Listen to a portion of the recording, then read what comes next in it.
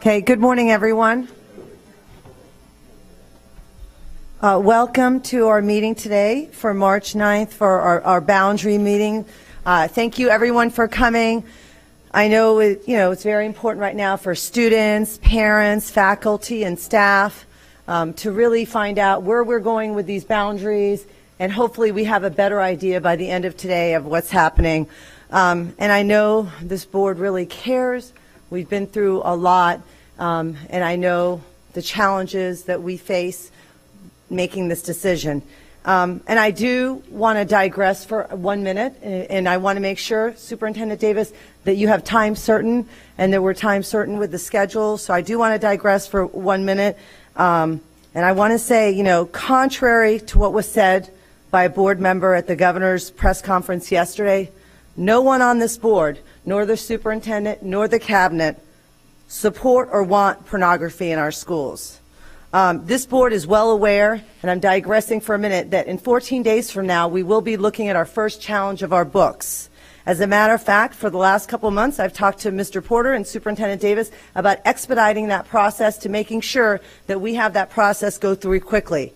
And I just want to say, as a chair, I have to say, it truly saddens me that my colleague would misrepresent our superintendent, our cabinet, and our board at a time when we're working so hard to provide a quality education. Comments should be to unite our schools, not divide them.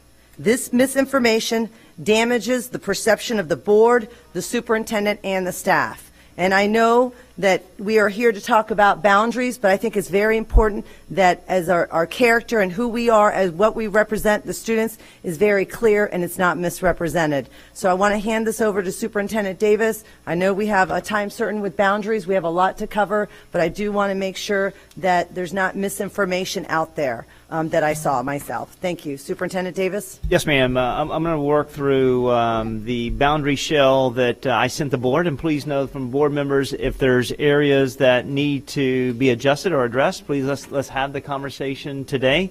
But today's ultimately about us kind of coming back together and creating the space that each of you need to have conversations related to the boundary analysis.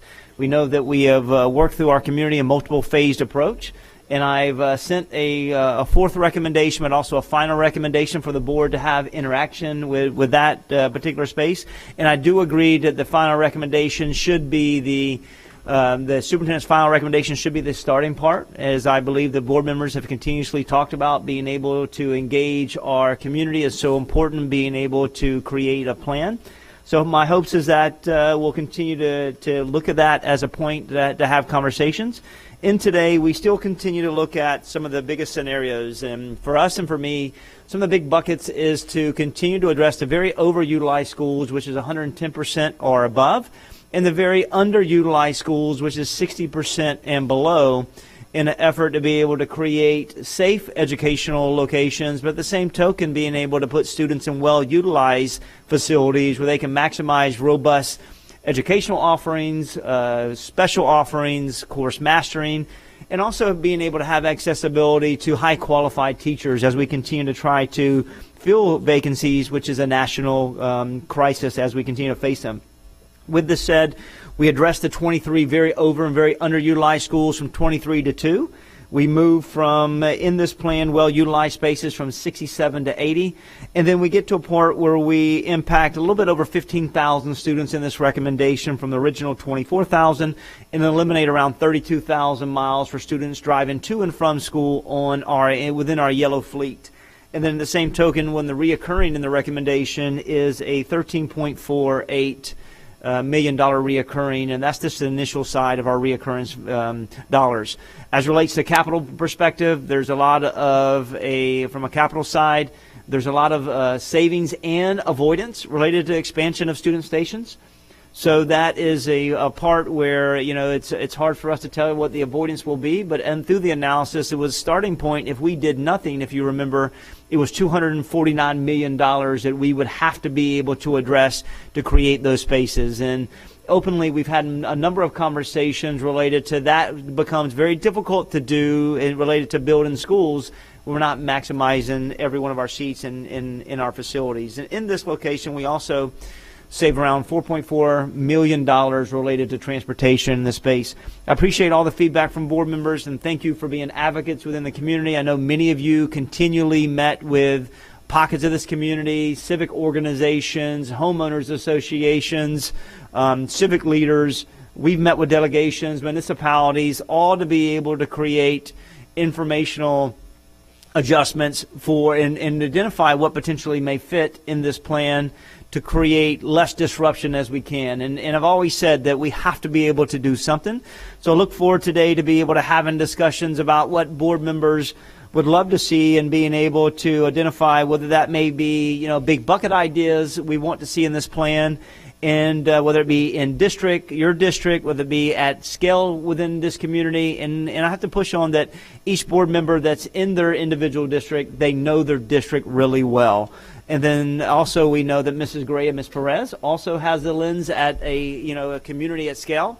And then I know board members have a heart to make certain that their decision not only impacts their community, but the entire organization, as this is one of the hardest decisions that we will have to make as we move children from one location to the next. So being able to create that space this morning for us to be able to, to work to have conversations, and then openly during that time potentially charting it, as we have some charts that we can talk about big ideas and making this a true workshop. And then really having conversation about what we love to see and coming to some type of consensus today, potentially as we move forward in our final times. And then afterwards, maybe potentially if this board feels that today was effective and efficient in their space, that we can maybe identify some potential dates as we move forward for the first reading and also the second reading, so that we can to move forward if there is a will, and then also give some peace with the community. And then after that, where we are may make additional recommendations today as well. So as it starts, my last recommendation is where I am related to hoping to a starting point, and look forward to giving this back to each of you and being a problem solver with staff who may be able to answer any questions that you may have, or questions to each other. Thank you. And I hope this is kind of, and I'm sorry to say this, a conversation today. A really true conversation. And Mr. Porter, you can go ahead and you can start acknowledging. It will start with member. So far, board members, if you want to speak, get in the queue. Ms. Gray has indicated she'd like to speak. If anyone else would like to speak, just okay. Ms. Perez. I think, yeah. Okay. We still need to have order of the speech, right? Yeah. Well, we can try. I mean, we can try to see Whatever about the board open wants, conversation. We had decided in way of work that we were going to have a conversation and not just stay in a queue. That way we could have a conversation. I mean, with all due respect, Ms. Gray, I think if you want to speak, you should start the conversation. Yeah. Let's try to have it as a conversation and see how that goes. If not, we'll open up with the queue. Okay, go ahead, Member Gray, if you'll go ahead and get started. Good morning, everybody. And for clarification, I was going by the time certain that was given. So I started out with the outcomes that were desired. And, this is a school teacher in me, boring. But at any rate, these are the outcomes that I have come up with. One, there must be a financial savings, and it must be done fairly. The bond agencies are looking at us, and Governor DeSantis will sign HB 1 or what mirrors it, Senate Bill 202 in some format. Having said that, my remarks are predicated on many of the financial results from those two bills, but also I want the board to be seen as saving money and to be seen on working on consensus building in a collaborative way of fiduciary savings. My suggestion, number one, is to build the financial plan based on, and for lack of better words, scenario 2 and 4, and with a combined savings of $13 million versus $5 or $6 million. I think that when we look at Lee County, for example, where 2024-25, they will be losing $88 million, will be rerouted from to the vouchers, and they're already doing estimations, not to mention Phoenix and other states that have the universal voucher plan. this is real, and that's how I'm treating the fiduciary. So more aggression should be had in saving. Second, the feeder pattern, and this is the teacher in me, and some of you might remark on it. You have kids. I always believe that the middle school and the high school is very tenuous, should have a direct relationship, a feeder pattern. And it's important for the well-being of the students, not only social emotionally, but academic. And that's important. If we change feeder patterns, and I know one district has a change, other districts suddenly had a change, all this comes down to uncertainty, not only for the students, but certainly for the parents. So I would like for that's a separate referendum when you start changing feeder patterns, in my mind. That can be addressed gradually when the kids have time to visit their new school, but it has to be set up very carefully, and the parents, are a big part of that equation. So feeder pattern to remain intact for the next school year. Third, districts have to have a common rationale. Like one district can't do one for justifying their feeder pattern, and District 2, 3, and 4 have another. I mean, it has to be fair, because if you don't have a system, a protocol list, then each district and the board members get, like, what am I going to do? So there has to be a criteria that's uniform if you're going to disrupt feeder patterns, and it has to be through each district. Fourth, best educational path. We talk about magnets, and we started this in, and I know I'm old here, but under Mary Ellen Ilya in the 80s. And magnet was really a very good choice for diversity and making sure that students were transported to very, very good schools. Then you might question, well, look at the transportation cost. It is almost $8.5 million just for magnet schools alone. That's a lot of money. So then you have to think, are you getting your money's worth? Your best bang for the dollar. So I tallied up all of the grades, and 22 magnet schools, your mean average is a 3.3 average according to the state grades. 3.3 is a B plus. I know you know that, or just about a B plus. That means magnet programs are working, and that diversity quotient is extremely important. So I don't want to touch the magnets. Last, consolidating and repurposing. I understand that schools, and Member Washington, many consolidations are necessary. And I'll get back into the queue as to my suggestions, but I do think all services, when we repurpose, when we consolidate, must remain the same for that school. In other words, you can't subtract services and the consistency. And all schools that are below 60% capacity, House Bill 1, Senate Bill 202, that 60% will soon change to 50%. So you have to look, in my world, and hopefully everyone else's world, to the future. And the future is coming up pretty quick here. So I just wanted to share those outcomes that I would like to see. The consolidation is necessary. And I believe, Madam Chair, I probably are going, one other thing. We have to, conversation, Patty, I'm sorry.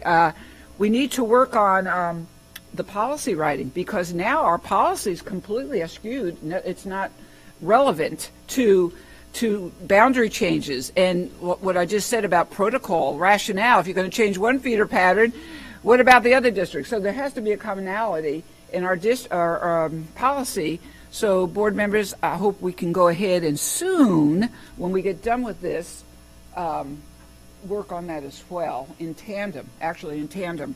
So those are just some of the outcomes, and I, appreciate any conversation, but that's my take on that subject. Thank you, Mr. Porter, for allowing me to speak.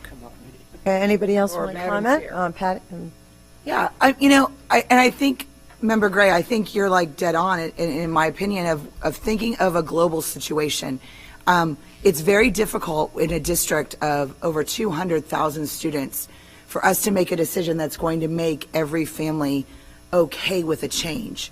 It's going to be a very difficult process to make that happen. Member Vaughn was very good to remind me, because I went to look back on when we made the decision as a board. I was not part of that when we brought in XYZ or WXY, whatever. I always said them wrong. But when we brought them in, and the reason we did that, and so she reminded me very clearly to go back to the workshop. And so I did. I went back and I watched the workshop, and I read and looked at what everyone was talking about in the comments. And, one of the things was very clear to me, that the reason that we hired the outside consultant was because it was beyond each of our ability to really look at the community as a whole.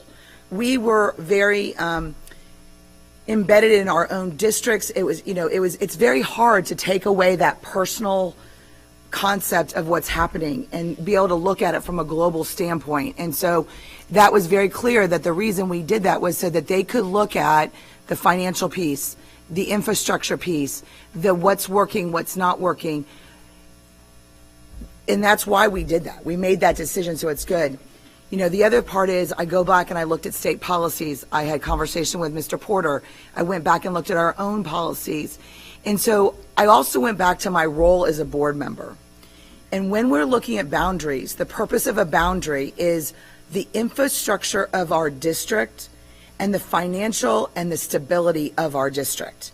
And so when I have to look at it from that lens, I have to make sure that I make our superintendent accountable for our ability and our performances with our individual schools. That is not my lens that I'm going to address, because that's not what my role is. I hire the superintendent to address the workings and the day-to-day operations of our schools. But my responsibility is the financial and the infrastructure of our district. And right now, even though Superintendent Davis, you've done a great job of bringing us out of the negative balance with our budget, we are right there at even. Our fund balance is only where it is because we have teacher openings. The moment we have teachers openings that are full, our fund balance is right there back at exactly balance. We don't have extra funds. When we have months that are coming in where we're not getting an income, it's a difficulty. And so we have many programs that are going to be coming due with ESSER dollars. We've got schools we have to build. We've got things, our community is changing, our programs are changing. We've got more dollars that have to go to different things within our schools. And so we have to get back into a much healthier financial position. And the only way to do that is to look at our overall infrastructure of our schools. And so I agree that we have to look at that. And so that's where the conversation has to go, and where we have to go is looking at our infrastructure and how that directly impacts financially and the stability of our district. Yeah, you can just jump in. Jessica, I know you want to jump in. Sorry, I actually don't feel comfortable with this because I'm so used to structure, but I'll try. I'll try for you, Patty. Okay, well, I appreciate both Member Gray and Patty's conversation so far. I appreciate the conversation about why we hired the consultant. I'm going to be honest, and I'm going to say I don't feel like the consultant did what we hired them for. I don't feel like they had a good enough understanding of our community as a whole to make a recommendation, and didn't really have either access to the data or the ability to synthesize it in a way that really impacts us in the way that I think that we need to. And I agree with you that our job is to make sure that we're looking at the financials of our district. I think what the challenge is whether or not we see the financials as being something that we need to close things and recoup more of a savings, or is it more that we need to be innovative to get more kids going to our traditional public schools? And I think that as a liaison with the community, which is also our job, and knowing our districts or the entire county so well, it's really important to know, like, our communities are changing, and what are their needs, and what are we looking at? So for me, as instead of approaching it as we're being underfunded, we're losing students, we need to realign the district, we need to sell properties, I want to be more innovative about how do we get our students to come to our schools.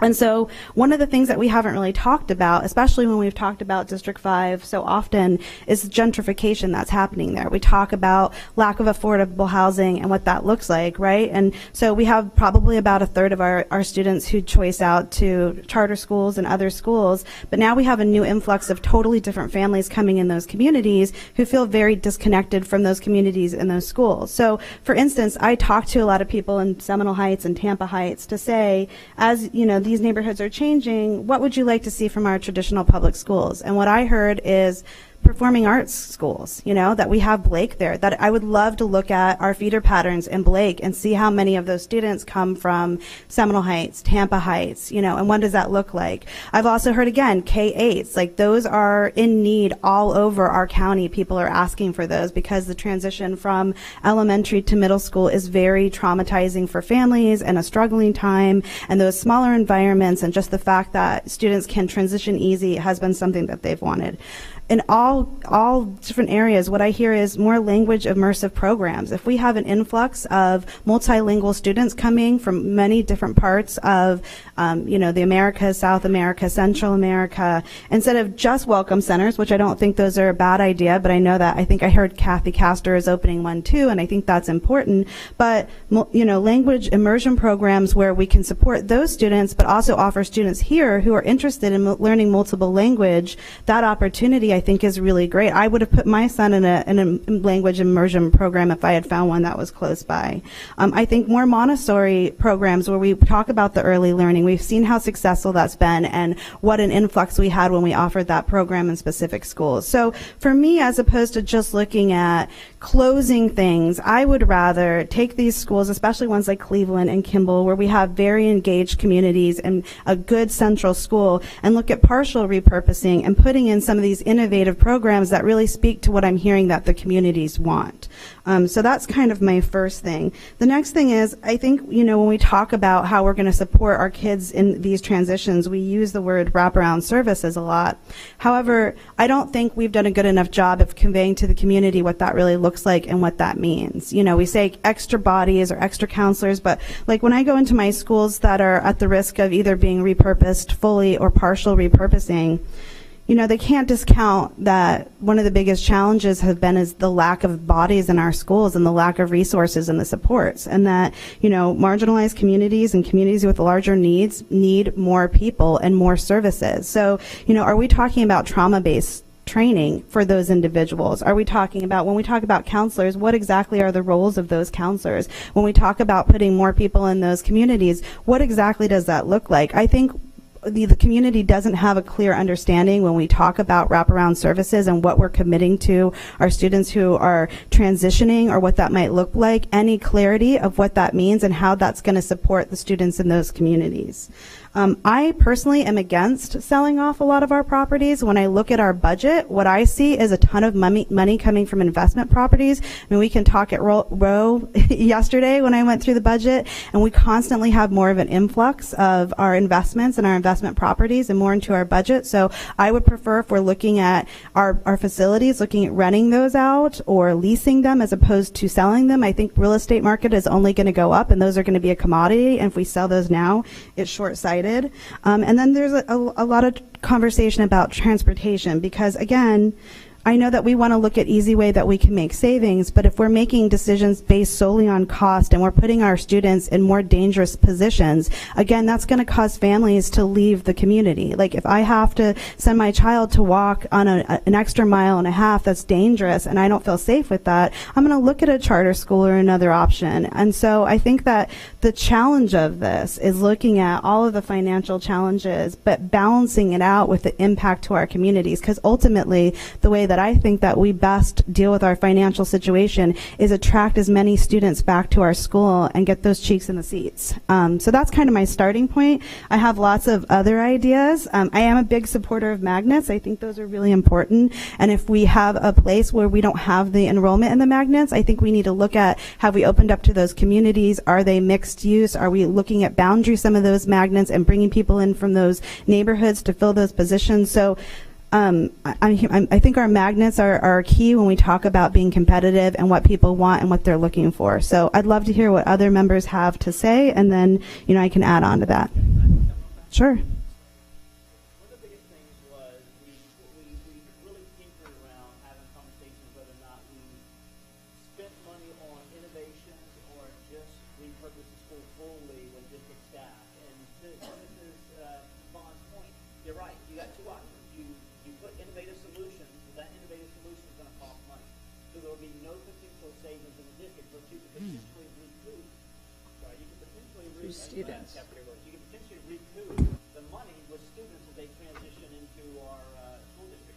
I love it. I want to be as innovative as we can because that's the way that we're going to have to compete, especially with all of the legislation that are being pushed in the coming wave. So for us, we have to be through that. As relates to sales was just a recommendation to be able to have a starting point. I do agree that being able to be a smart leader related to business, there's an opportunity for lease, whether it be business spaces, other spaces, and because we can continue to hold on to properties that will continue to unlock a better market value down the road if we ever needed to do it. So it's a starting point in conversation, but I do think that we need to look at every one of our current offerings, whether they're in the boundary or outside of the boundary, and making certain that what we offer is really what our innovation, this particular community needs. And at the same token, is it one in just name, or is it supported, is it valued, and is it linked to master schedule where it has a true pathway and a feeder from a continuum from pre-K to 12? Thank you. Sorry. Superintendent. I'm sorry. So, have you had any conversations, at least, and bring it to the table with Tampa Housing, as far as the thousands of apartments and new construction and new development that's coming up in the Tampa Bay area? Yeah. Yes, ma'am. Our staff continues to stay in that process. Can you provide those numbers to us? Yeah, I think if we look at, are you talking about in the Just area? Not just in the Just area. We have it throughout the entire county. Yes, county. ma'am. We can make sure we send that to the board. Okay, if you don't mind. Yeah, absolutely. So I'm looking at District 5. Let's just look at that. So between Just, Cleveland, it's all the different schools. The total enrollment of Just, Cleveland, Kimball, Adams, McLean, and Monroe, their total enrollment right now is 2,711. And when I just look at the charter schools in District 5, to include the virtual school, they have an enrollment of 10,917 students. Now, have you had, I know, and we've spoken about this in the past, of having a conversation with our charter school parents to see what they need to bring their students back to the district, because 10,900 students is something that we can use. Yes, ma'am. And a lot of them are in District 5. Yes, ma'am. So if you remember a year ago, maybe a little bit longer than a year ago, one of the questions is, what are we doing to make certain that we understand why students are leaving and selecting a different location? And we have sent out charter exit interviews to be able to identify what their next steps will be. The biggest thing is it comes to customer service. Being able to make certain we have the right customer service. It could be one individual bad experience. And at the same token, when they put up a brand new, shiny facility openly, parents confuse that with innovation. And, our job is to support, in which we do. But if we look at District 5, and I think the number is close to 1,500 to 1,600 students that are in District 5 that are going to and leaving the particular schools that we have on the table that are going to charter schools. And I know that Monica and her team ran an analysis related to where those students are going and what charter schools are being involved in. But what we see is that when new structures are being built and there's historical underperforming in let's just say prior to the last couple of years, that they have choiced out to different locations. And that's not even inclusive of what homeschooling that they have selected at the same token private school. So for us, what we do is anytime that we send out choice information, we always make certain that students that select other options, that we have their information, that we send them our windows, we send them what offerings and invite them to be a part of our district managed schools. And also, with the data estimator that WXY used, did they provide, a similar system that they, as comparison, that they use to calculate our data? And what was the rationale used for the method used? Yeah, this vendor has done this in a couple school districts. Openly, this is a very large school district for them to get into, but they've used some of the same criteria. As I presented at one of our last board workshops, is that we gave them so much historical information related to growth management, related to forecasting, related to current population, stay rates, individuals that are assigned to those schools. And that's all. Those are all analytics that they should be using to be able to unpack this information, to be able to draw new boundary lines in this process. For what they did, I believe they did what we asked them to do from a numbers perspective, and to be able to identify boundaries that potentially made sense, and hence the reason they gave multiple scenarios to determine how much this board wanted to create change, and being able to address stability, to be able to address distance and financial and utilization. But they've done it for us. They've been responsive to any particular changes and made the mapping as close as they could where it made sense. And in your items to consider, I know that in the community conversations, a lot of the parents mentioned that, with the magnet schools in their communities, right, they wanted to be the first considered, sure, for those magnet schools, and that everyone else be the lottery pick. So that's a conversation the board we have to have. There's criteria, certain elements of criteria that that individuals have to be able to hit to be able to transition to magnet schools. We have around 18,600 students that choose magnets. If you look at the income that brings in, it's around $156 million that students stay within our community to go to those particular schools. But openly, we have to determine whether or not these magnets, in which some do have utilization opportunities to have a school within a school, and to put community students, particular within those geographical locations. And I'm not opposed to that at all, but we have to be able to look at that, unpack that, and for us to make that and engage our community, engage our school leaders and staff related to what that looks like. Yeah, particularly Orange, Young, and William. Okay. Yeah, I'm like Member Vaughn. I'm kind of used to having structure, but I'm gonna jump in now and give my little piece. And let me first say this. I want all our students to have quality and equal opportunity, because that's so important. Because once you have quality and equal opportunity, then you become positive. Positivity don't come first. You have to have something to look forward to. And student success is very complex, but because it's how we approach the students to be successful. I think, Superintendent, I think you WXY, that was a great thought in mind, because you brought in some people from the outside that was not biased.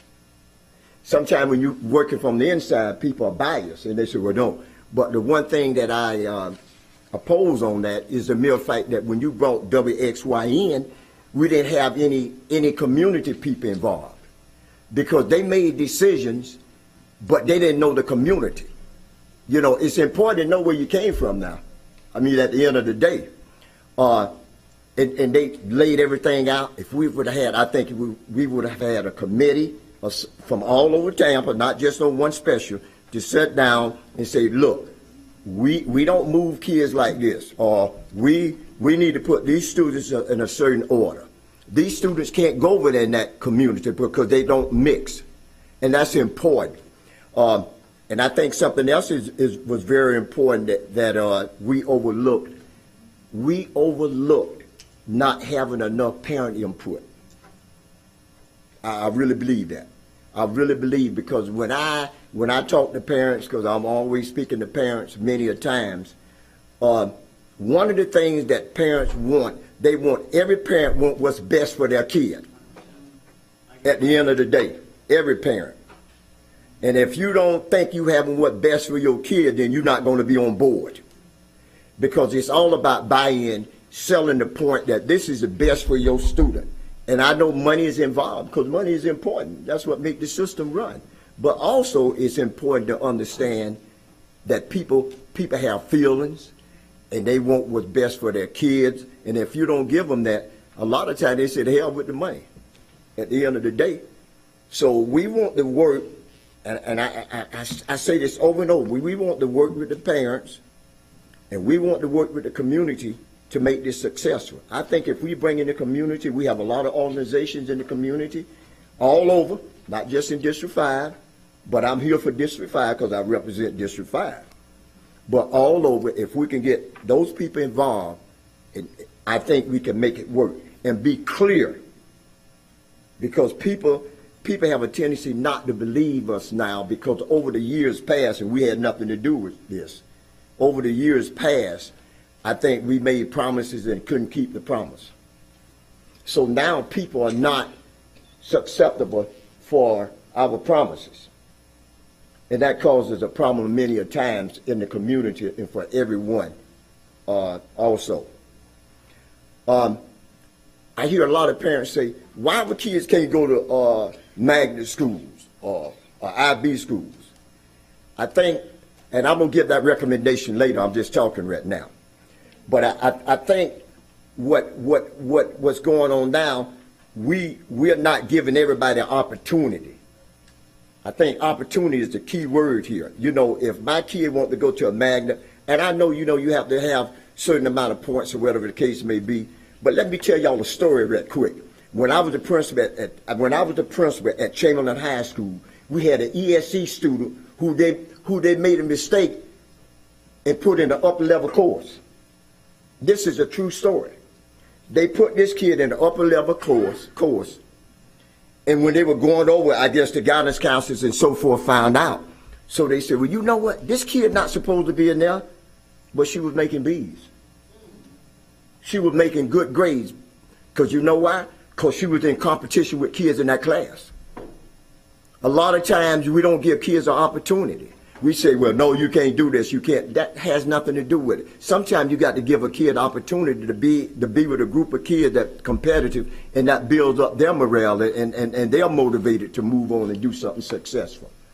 And I never forget that. That kid, they said, well, we need to take him out. I said, hell no, we're not taking him out. We're not going to take this kid out. She going on got a college degree. And I mean, that's just one of the cases that we look at when we say we eliminate kids sometimes from being in certain courses, Mr. Porter. You know, sometimes we have to look at that. So I'm saying is, let's rethink this. Let's go back. Let's rethink it, because I know it's important, because we got to do something. We really have to do something. But I just left that in mind, and then when we come back for the recommendations, I have quite a few to make. Thank you. Thank you. You know, I was, if we're talking, I was at the transformation school the other day at Foster Elementary, and I asked one of the area superintendents as I was leaving, what do you need the most? And she said, what I need the most is a bench of people. I don't have teachers here. I don't have enough principals. I don't have enough assistant superintendents. I don't have enough bench people. And then the other day I received a letter from a teacher who said, you know, Nadia, I worked with you 20 years ago. Here I am at the school. You have to do something. I have to get a raise. I can't pay my bills. So this is very uncomfortable. People don't want to talk about it. And, you know, as far as WXY, as far as an organization, I know that our own people, Mr. Farkas, including myself, I've been out to my community a lot. I've also worked with them. I don't think it was that group by itself working. They worked directly along with the superintendent, his cabinet, and as well as us. I mean, I've looked at those maps so much. The bottom line is charter schools have gone from 7,000 students in 10 years to 35,000 students. The homeschool it has increased 63% in the Tampa Bay area. And House Bill 1 will also continue to decrease the number of students. You are not going to see an increase in public school students here in Hillsborough County, probably for the next, maybe never again. But there's not going to be an increase. That's the fact. There's going to be more charter schools, there's going to be more homeschools, and there's going to be more private schools. There are private schools who released this week for every person to apply for House Bill 1 so they can get a voucher. Those are the facts. So, we can talk about wraparound services, we can talk about quality programs, but at the end of the day, we have to put people first. It's unfair for a place like Just to have half their teachers to be substitute teachers. That is unfair. The kids are not getting a quality education because we're not putting people first. That's a fact. I feel so bad for families. I mean, there's no question you always put your kids first. I mean, I would wear old shoes and give my kids brand new shoes. This is how it is. But that's why we have to put our people in from the security officers all the way through. We have to put those people first. It's unfair to see somebody, be a principal of 3,000 students, and then you have a principal of 250 students. I mean, you've got to look at this and think, we've got multiple schools that have under 300 students.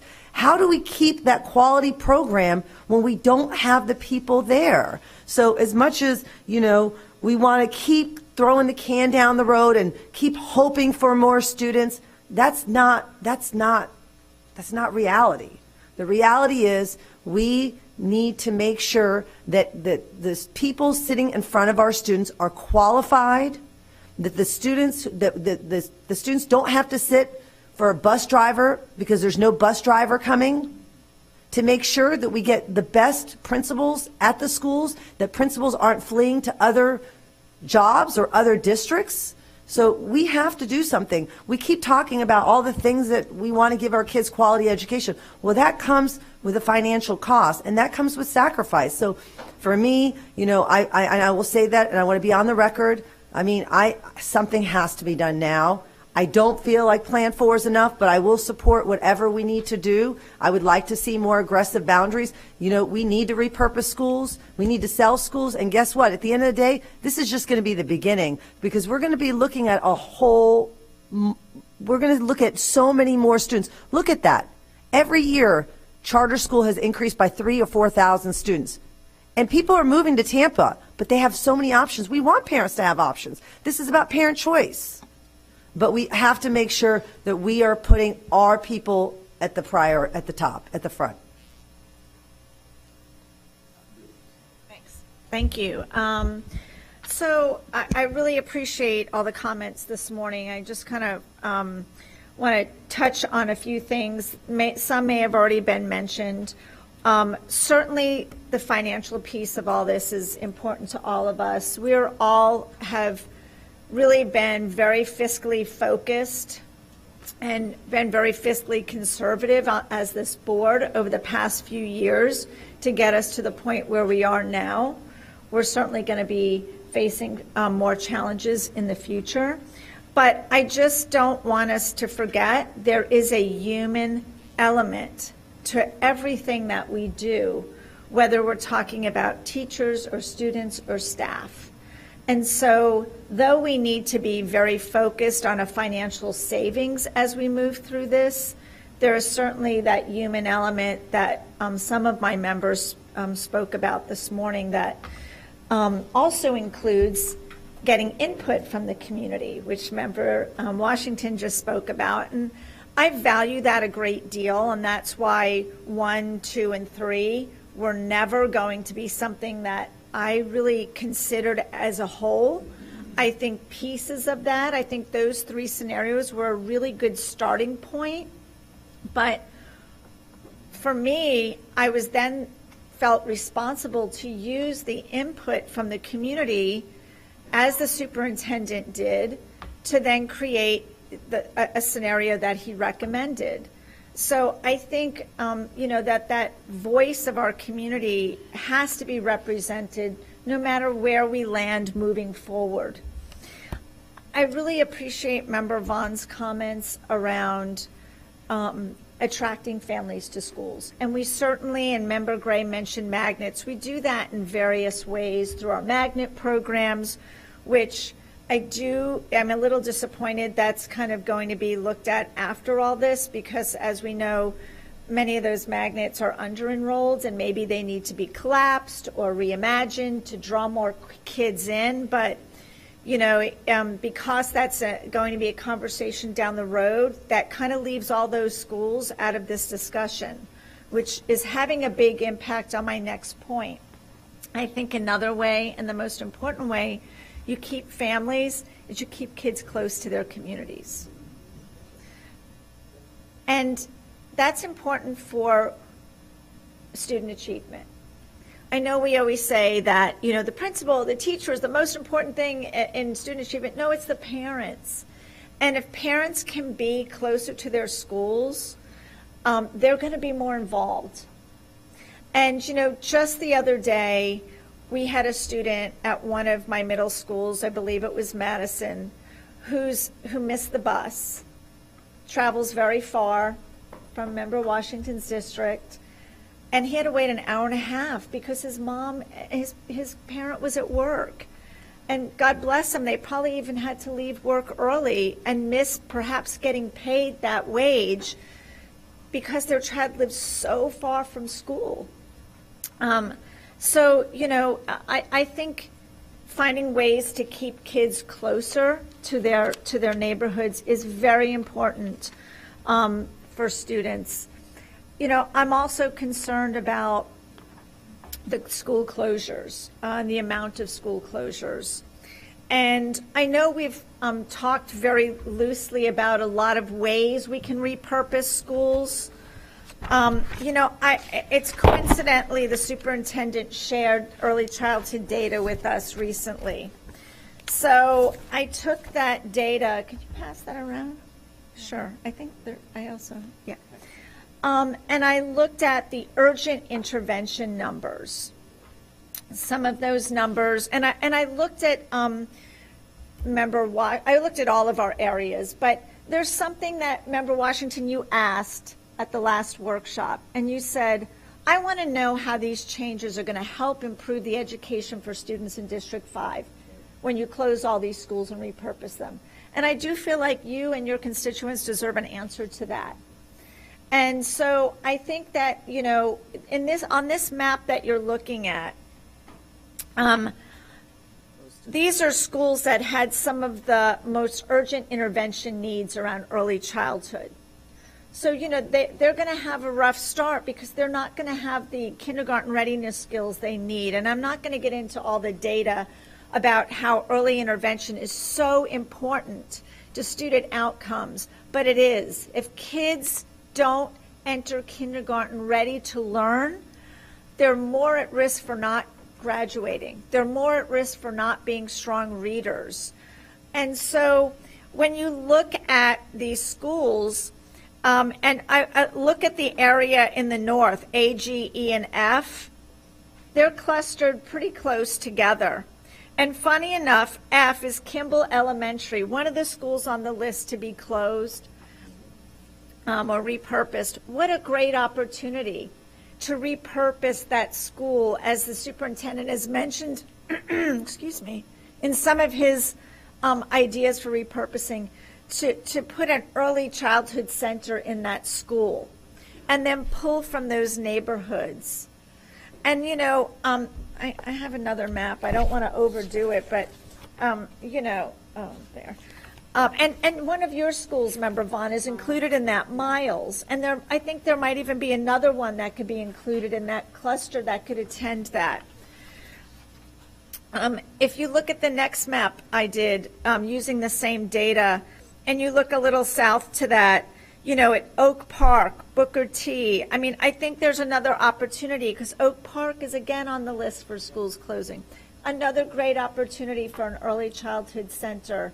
And, we can talk later about how that might look, whether it's our seats or we work with leasing out part of the building to an early childhood. Somebody spoke just during public comment at the board meeting on Tuesday about they run an early childhood program in your district, and they currently were at Morgan Woods. And so, whether it's a private-public partnership or we lease space out, there are real opportunities here to answer your question. How do kids get a better education in my district with schools being closed or repurposed? And so this is just, one idea I wanted to bring to the table because I really want to focus on solutions today. The other school closure, is Monroe. One of my schools is being suggested to be closed. That closure, actually, when I did a little digging, I have another map. I thought we didn't have a GIS. No, that's okay. That's okay. I won't hand it. No. I'll wait. Now we all want to see it. So, okay. So there's a lot of kids impacted in District 1 and 2. And so, around that school closure, and, in looking at that, it's funny, when we first started talking about school closures, and Monroe and Madison have always struggled in my district to, attract students. We've tried various programs in those areas. So visuals help, right? I mean, I'm sorry, I'm a visual person. So, so you see mine, you can see the peninsula, and then Member Combs's district is the other map that would be impacted with Monroe closing. And so, I think that, and Monroe, actually, the funny thing is, it's a beautiful piece of property. It's right next to Lanier Elementary. We spoke about it early on, actually becoming part of a K-8, which is something that a lot of us have been really supporting the development of, and rebranding that a K-8. And then, because in that area, if you look south of Gandy, there's so much growth and development happening. Madison's a very small school compared to Monroe, and even the property it sits on. So I think, though we might need to close one of those schools, looking toward the future around all the growth, I don't want to be caught down the road with the district then looking for, because we outgrow Madison, another property to build a school. It won't exist because Monroe is probably one of the last big pieces of property in South Tampa. But all the schools that feed into either Monroe or Madison from the elementary side are south of Monroe. Madison, which is on the books to stay open, currently sits about 2 blocks from the brand new K-8. So it doesn't make sense anymore when you look at it on the map and you see the new K-8, you see Madison, and then you see Monroe, and then you see the elementary schools feeding into it. And then layer on top of that the impact around, the District 1 and 2 if you close Monroe. So I'd like to revisit that conversation just to explore Monroe and Madison more and really talk about the impact on various districts. And the last thing I'll talk about are the newcomer centers. Thank you for sharing about Congresswoman Castor opening the newcomer center or the welcome center. I think even the mayor talks about, did the mayor also talk about that? I don't know, but maybe not. But, I often think about when you're welcoming people into our schools, we need to be pushing out into the community, not sitting in a school. And look, I'm not saying that maybe a newcomer center isn't a great idea, but I'd really like to explore a little bit more and understand how that's going to work, because we also have wonderful partners in the community. And I'm just thinking about like the Children's Board. They already have family centers in our communities all throughout that perhaps they're already capturing families, especially with young kids. That would be a great place to set up these welcome or newcomer centers, not set up, but, kind of push into the community by partnering with folks like the Children's Board. And Kelly Parrish, I haven't talked to you about this yet, but just a thought. I did try and call you. But, that's just an example of a way to really get into the community, because families that are new here, that may have immigrated, they're afraid to go to government buildings. We're going to have to meet them in the community, at their churches, at other, in other ways. That's just one idea. But so those are just some things I think. I'd also like to know, as far as the finances, I'm guessing transportation has the biggest impact on all of this, the cost of that. I don't, and the undercapacity buildings, but that's kind of what I'd like to, what is having the biggest impact? Is it the transportation costs? What is the biggest cost here? Where are you getting your biggest savings when you're looking at any scenario? Because I know the finance piece is a big concern. So I want to make sure when we're talking about financial savings, we're really looking in the right places to save that money. So I'll leave it there. Thank you. If I just take 1 minute to answer some of those questions. Listen, I would love an early learning center. Just, giving the green light. I mean, those are innovative spaces we put on the backside of whether it be a military leadership academy, a STEM hub initiative, a STEAM initiative, more Montessori, more early learning. And we did talk about the Lanier K-8. I think that was in the early stages of the conversation because it makes a lot of sense. From our side of it, from the newcomers, what I want everyone to know is that we just wanted to stand up using our personnel, a location that will not only morph of individuals just getting to understand the community, but potentially morph into growing as professional development opportunities, parent academy opportunities to allow them to do it. And I agree, we need to be mobile and we need to have standalone. I think both of those, and I'll get with Kelly related to our partnership. As it relates to the finances, the biggest part of this, if you look at the superintendent's recommendation, is $3.4 million. I think it's around $4.4 million is linked to transportation. So the biggest savings is personnel that at that particular campus that do not touch students. That's the biggest savings, is personnel at a repurposed school that we just don't have to fund of it. But transportation is a big part of it.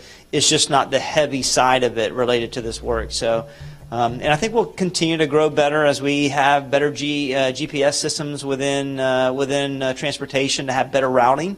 And that's just not only for the schools and the rebounding, but at scale overall within our district. And the last thing I say, so right now we have, I think there's 2,800 students from a satellite perspective that are moved out. 'Cause Dr. Hahn talked about keeping families and students in their community. I do think that's really important in this process. Of the 2,800 families that transition out of their communities and are moved and bused to another community, 2,600 of those students, around 2,600, are on our buses.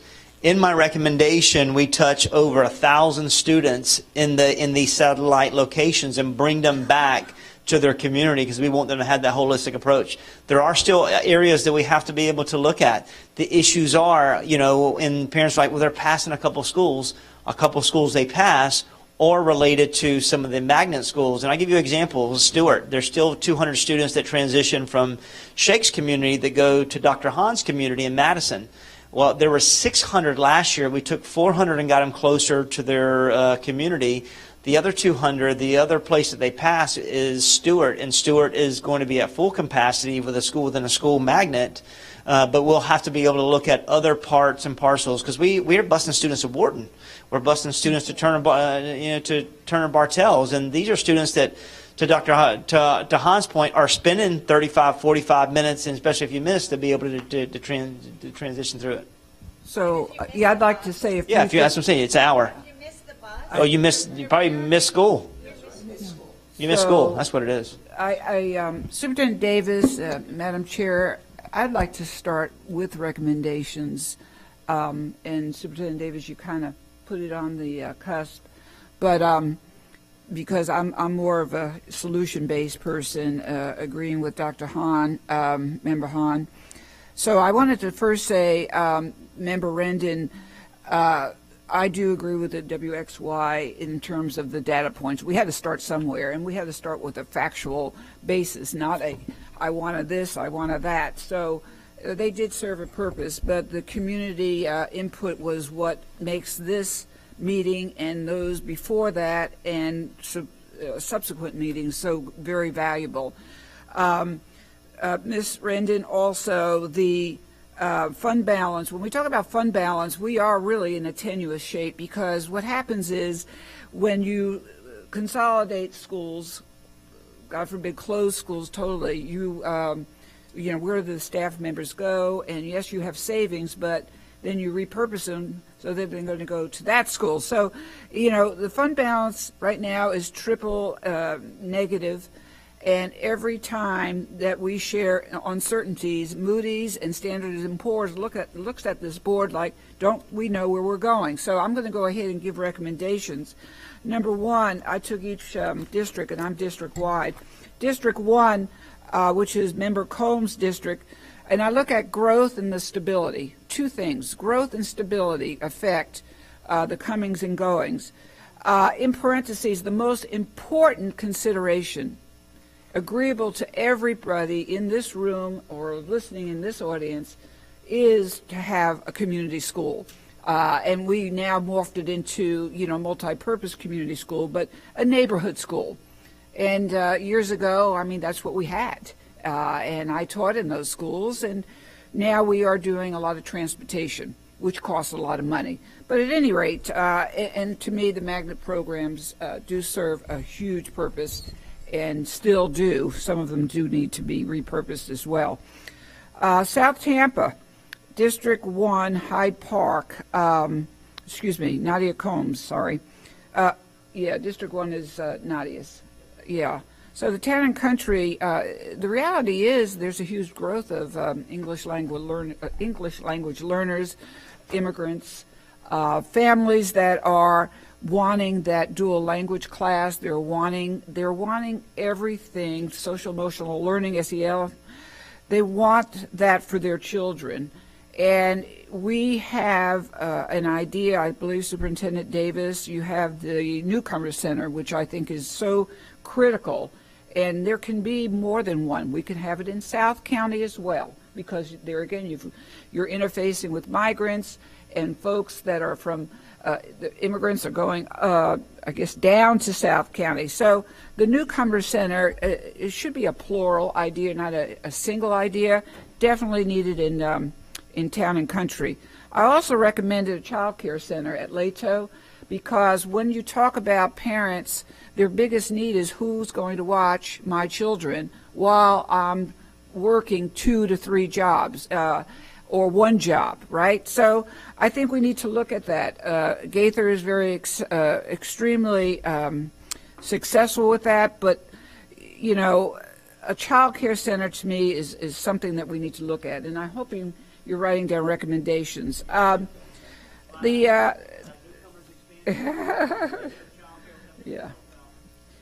because I mean, I've worked on this just like everyone else has, pretty hard. So. Smith Middle School, it's a great school. It has been. Smith is right now surrounded by charter schools. And Smith has now faced a lower population, and services have been kept. So I think we need to dress up Smith with a performing arts enhancement. The Odessa folks would love that. Many of my Odessa families went to Jesuit, so I'm familiar, and they love the arts program at Jesuit, so I think that would be a good match. Going to District 2, my comments, recommendations, the West Shore area. It's a growing area, but it's not stable when you talk about West Shore. Jefferson High School is changing rapidly with all of the magnet opportunities.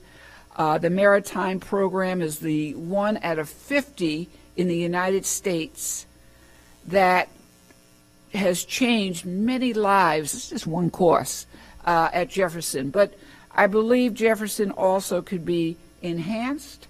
And as Sheikh mentioned too, whenever we enhance, it needs to be done according to what the communities have input in. And that's very important. Because you all, and I look at the audience, I wish we had a big audience, but I'm sure hopefully they're watching on TV. In the very final analysis, parents want the best education for their children. And we can't leave them out at all. In fact, they will help monetarily, and they'll help with the infrastructure of the well-being of our children. So, definitely point made. Riverview High School, we have What was your recommendation for 2? Because I'm writing this. Oh, okay. So, well, I'm making one right now, getting there. So I looked at Riverview High School, and that's right down the block from where I live. And now we have the, is that in your area? Yeah, it is now. Oh, okay. The idea that the military families now have the Crosstown Expressway, that is jet setting, moving the ability for transportation from MacDill right to Riverview. That's why Riverview is growing so very much. It's because the transportation ability. So I think we need to look at Riverview in terms of the military growth and look at it as adding an aeronautical engineering. That, yeah, the high school. I'm just, and these are recommendations. But along with that heightened advancement, we have to face the reality that, again, child care is the #1 priority in most areas, and I would like for us to look at that as well at Riverview. South Tampa Hyde Park, stable, yet it's growing. And it's not growing laterally, it's growing vertically, as many of us know who run down Bayshore Boulevard. I definitely think that the Madison should be a STEM school, and you can even add the arts, STEAM, because I don't know why we can't have arts in almost every school. It's a big attractor, and it's a great equalizer.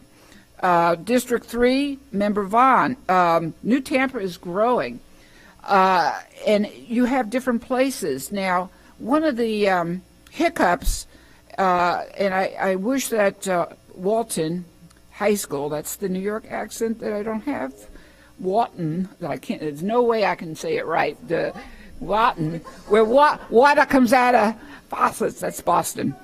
Where water comes out. All right, stop it, Lynn. All right, so they need an identity. Every school should have an identity. And Walton, W, does not have that. They have kids driving all the way to Timbuktu for jobs, and I want them to have a really good program that attracts. Now, I don't know what that is, and perhaps Member Vaughn, we can have ACE, Cambridge, but that needs to be done. PISO, we talk about the natural resource of USF. Why are we just locating it or integrating it with PISO? Why not with King High School? USF should be involved in all those areas for dual enrollment, for articulation, for, so many ways that USF can help. And I think that that relationship should be more inclusive. You have a new president there. She's open to it. We met with her not long ago. And I think that she would be a real good listener on that. So also Temple Terrace, in talking to the mayor and Cheryl Donahue, Sherry, and Mayor Ross, it's a great area, stable area, Temple Terrace, but why is King High School not doing well? So what are we doing with King? We have an IB, a lot of Muslim population. Right across the street is the Muslim, and for lack of better words, their religious center. And I'm not sure why we're not attracting other minorities to King. And why are we not even attracting those schools, those feeder schools in Temple Terrace? So that, I think we need to pay attention to the attractors. And I believe, Sheikh, that's your school, right, King?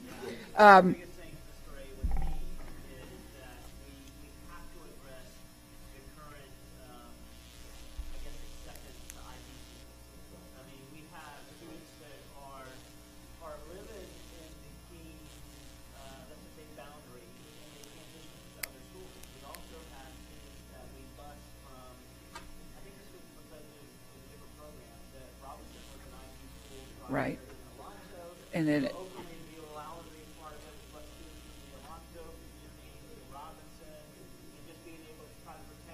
in their location so that they can have. Do I really use this? Recording. Give me a Justin Bieber headset. Sorry, thank you. But I think that's part of the process with that. So once we do that, I think it'll continue to strengthen it and all things about additional innovations, which I appreciate. well, this is an area of opportunity, and that's why the board is meeting with Yep. ideas and suggestions. I also think all the time, if we're not thinking about vocational tech as a wing in a high school, we need to be thinking about that. District 5, what are we doing with Woodson? It has all that empty space. Why are we not involving a vocational tech wing in that K through 8? That's a missed opportunity as well. District 4, Patty Rendon, District 4, 5, yeah, you're right, I'm right, and you're there. Okay, so, and I'm not sure, I think Plant City, Jessica Vaughn has a little bit of that, do you? So, I mean, Plant City's doing wonderful, they're stable, they're growing, they're innovative, and we're putting a vocational tech. So, I mean, I look at Plant City and I look forward to their development. Southeast County, we know that Shields 4,000 plus is very overwhelmed. We know that Leonard is getting, that's a high school as well, overwhelmed. And we definitely need to look at those emptier campuses that have property. So there's two things you can do. You can, number one, add portables, more portables to Sumner, Leonard, or we can look at the school way out, Reddick, has all that property, and maybe put a wing out there to support a separate wing, the ROTC. In other words, take a part of the population from Sumner and or Leonard, put a wing out where we do have property for a separate entity. And I'm not picking on ROTC. I'm just saying to put those students so that would lessen. I know we're having a new school there, but new school, and Rob Nelson, he's a young guy, but he's getting old by the minute because 4,000 kids and these teachers, I mean, I don't have to tell you, it's a huge conundrum, and it's an accident waiting to happen in terms of safety. So I want us to look at that, look at the absolute geography, the space of some of these schools that are just huge with green space, and why can't we add portables, put a part of the population from the highly populated schools into one of those. Belmont, that's another idea. So I want us to be open to that. Also, we've got to remember Newcomer Center, very relevant because Ruskin Elementary has a huge amount of migrant, and East Bay, I even taught there years ago, we had migrant populations, but we have a tremendous growth of Hispanics. Sure. And we need to make sure that we're taking good care of them. 53% of our student population by next year may be Hispanic. So all the while, that needs to be in the backdrop. And last, Shake, you have a huge challenge. And the idea that your community, some of them are here, is so critical. But I also think a child care center at Middleton would be very helpful. Now I'm throwing these ideas, and the ideas come from the community. And also, again, realign Irwin Vocational Center. That, Superintendent Davis, Irwin has a tremendous vocational tech. Why are we not having our children from the urban core, Shakes, making it transportable? In other words, transportation, number one hiccup in the urban core and in South Tampa. There's no transportation. There's little ability to drive anywhere. So why are we not looking at transportation options, which geographically, mileage-wise, is not that much of a span? And I think we need to look at that. And Irwin is not full of students. So that is an underutilized, it changes, I know, but we need to make sure that we can get and Shake, I hope that's something that you would also like to see. So with that said, are you Okay, going so to be I guess doing? Member Perez. Are you I'm going to just be? about done. Yeah, I just have one more sentence. Yeah, you've been talking like almost 15 minutes. Oh, okay. Yeah, that sounds like me. But okay, go ahead. Are you going to be completing the address verification for? Can we do that? Both, for everyone, and also if we could do like. Find out with the car riders, the bus, the verification for the students, and see where our students are going, please. One of the things that we talked about, and that was really one of the biggest, especially it was in Mrs. Rendon's area and legitimately in Dr. Hahn's area, trying to figure out what that recertification looks like. So, we want to be able to find solutions, so we'll bring in principals and potential, and maybe if we need to, if we can't do it internally, maybe look at someone to help us with that process. What we want to do is, I'm not afraid to do it, and I think it needs to happen. We just got to be able to take that off of principals and off of school staff. They've got too much going on, but we want to do it. And I think that Dr. Hahn spoke to, years ago, there was a leader in this community, and I believe the leader was at Anderson Elementary School, Mitchell Elementary School, that would send out postcards, and the postcard didn't come back, or the postcard came back. It was, we knew that there was a potential issue at that residence. So I think that's a smart way. And I think Rob Nelson did a little bit of that at Plant as well. So I think that there's solutions that may be able to help us to be able to create that space and then leverage our social workers to go out. But I'll put that on there. Yes, ma'am. We'll look at it. I think there were, there's a lot of ideas you have up there. And with all the discussion around finances, I would ask you, if you're going to bring any of those forward, to have a financial analysis done, because it's kind of going counter to some of these ideas, to the idea of financial savings. So I think they're great, but, and I do think we need a balance between attracting and keeping students and investing in programs, but you need to be very surgical about how you do that. And as far as the repurposing or the closing of schools, just some finances around that. I know, I talked about early childhood centers today, and we've had some other great ideas around, how to repurpose. But I would really, as we move through this, any school that's going to be repurposed or tagged for repurposing, I would like, again, a full financial, just, and a plan for, how that's going to happen. Thanks. A lot of this stuff can be linked to whatever categorical dollars that we currently have. CTE dollars, it could be Title II dollars, Title IV dollars that we can be able to create in space. And it also could be selectively abandoned in, one of the current programs at a school that just isn't thriving and doesn't have the enrollment that we could potentially bring out that will help us financially, but it makes sense. So I would like to address some things that we've talked about today. With all due respect, Member Combs, I appreciate that you're very concerned about our staff. Is that mine? Our staff and our people. There's not been, I think we've all been, especially myself, incredible advocates around the people in our district. So to say that we're not focusing on them or we haven't talked about them, I think is disingenuous. The other thing that I'm concerned about is that when we talk about HB1 and the ramifications of what that looks like, to act like this is going to be a solution to counteract that, I think is concerning. That this is not going to be the fix to address the systemic underfunding that we have in our schools, especially when it comes to salary. So I think when you talk passionately about making sure that we're supporting our teachers, I think we agree that the number one priority should be, aside from our students and achievement and making sure, is the people who are in our schools and that they have the most impact. And I agree when you say that you talk to your schools, Foster, that what their challenge is and the biggest struggle is having enough qualified people to meet the needs of their students.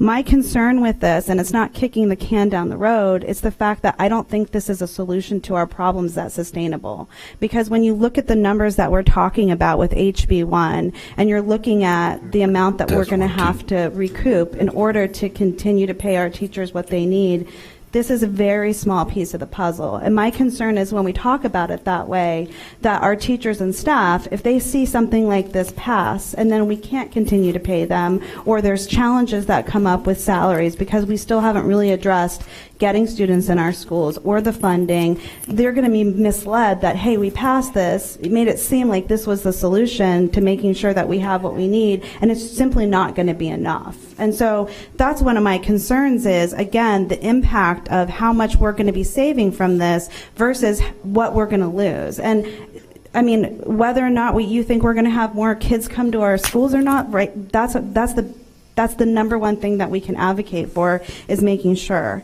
And so one of the things that I heard Member Perez talk about that I think we haven't talked enough about, which I think is important to all communities, is when we're talking about repurposing these schools and who's going to come back after we've made them these great, shining new, ideas, who comes back to these schools, what does that look like? Are we talking about tiered choice? I love the idea of any students that might be affected by this are going to have number one choice in a lot of these schools, or we're going to have a tiered choice, because my concern, again, what we haven't, addressed is, as we cut out these small communities, these people might not go to our schools, right? Just because you reboundary them doesn't mean they're going to accept the boundary, right? So what are we doing to address these families that are going to leave our school system because of the fact that they feel they were cut out, or that they're getting, a raw piece of this, whole deal?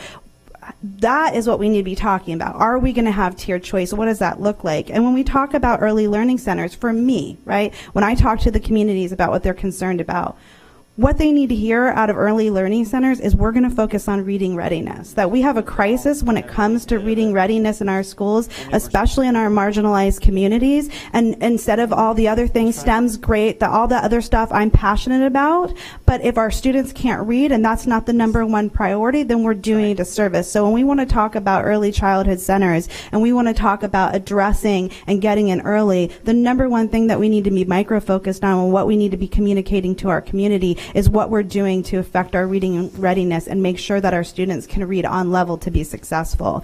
And so these are the things that I feel we're not doing a good enough job addressing to the community, is if we're going to do all of this for finances, which still won't solve our problems, right? It's a little Band-Aid. Whether we kick it down the can, it's not going to solve our problems. It's a Band-Aid, but we have to be, we have to be innovative. We have to deal with what we have.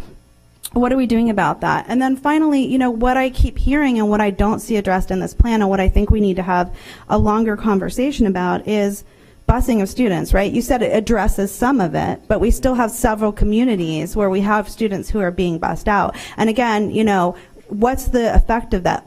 Ultimately, we want our students in our communities. Are we in a place where if we change that, it's going to have good impact? Or are we trying to, put communities who have been fractured for so long back together with the best intentions? And is that going to have the kind of effects that we want? And then also, we have a list of community partners here that we've talked about the communities and our partnerships and what that looks like. And we have a list of communities that we've reached out to, the Urban League, LULAC, we have the NAACP here, I haven't gotten any feedback. I'm glad we've reached out to them, but what are they saying? If we sent it back, what does LULAC feel? What are their concerns? We have Member Perez, thank you for always speaking for the Hispanic community. I know Member Gray, you started the Hispanic Task Force, you're passionate about that. But what are our community partners saying? I would have loved a presentation of just 10, 15 minutes of all these people who we spoke with those groups that organize in that community to tell me what their concerns are.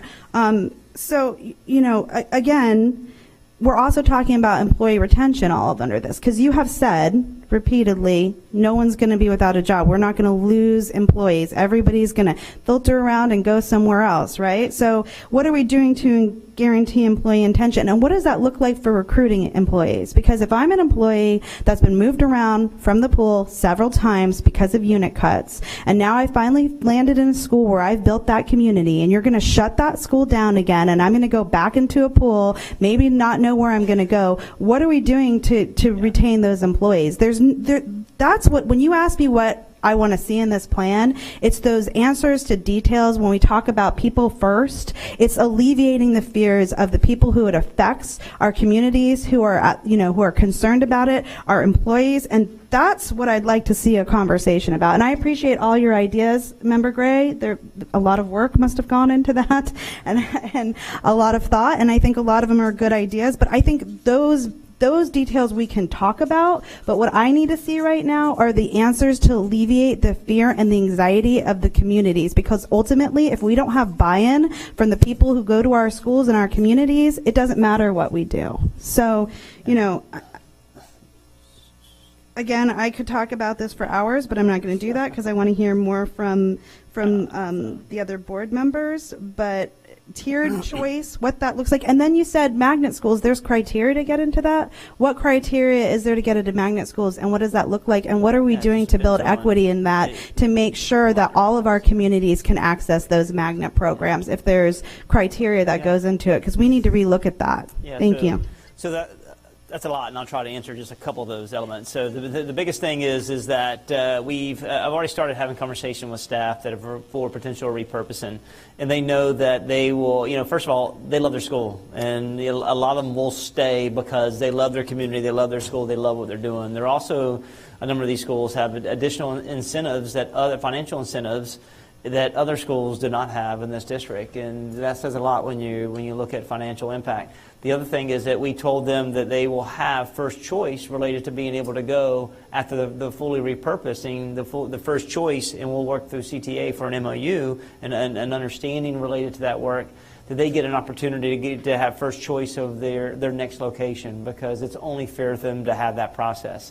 And as it relates to our students in this work, we want them to have, who are being repurposed, we want them to be able to have an opportunity for choice as well, and to select a school that may, whether it's the one they go and they reboundaried, or they have a particular additional weight that allows them to go to a choice. Go ahead. Can I just clarify, are you saying that for every school repurposed, the only opportunity to attend that school will be through a lottery and choice? Or when we were looking at repurposing them, are you including the neighborhood kids or communities that were cut out as the first opportunity to be boundaried in these repurposed schools? No, they go straight. Anybody that's repurposed, this plan identifies the closest school that has openings. They are automatically in that particular location. If they choose not to go into the reboundaried school, then they, like everybody else, they have an opportunity to go to any choice window, any choice school within the community, and we can identify an additional multiplier that allows them to have a greater weight to be able to go to that next location. Your choice.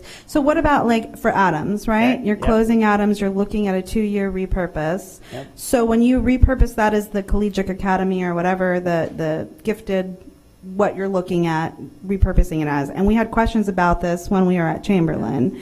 So that's going to be fully choice. So the people who are able to access that are the people who can navigate the choice windows, who have that ability to have the transportation possibly.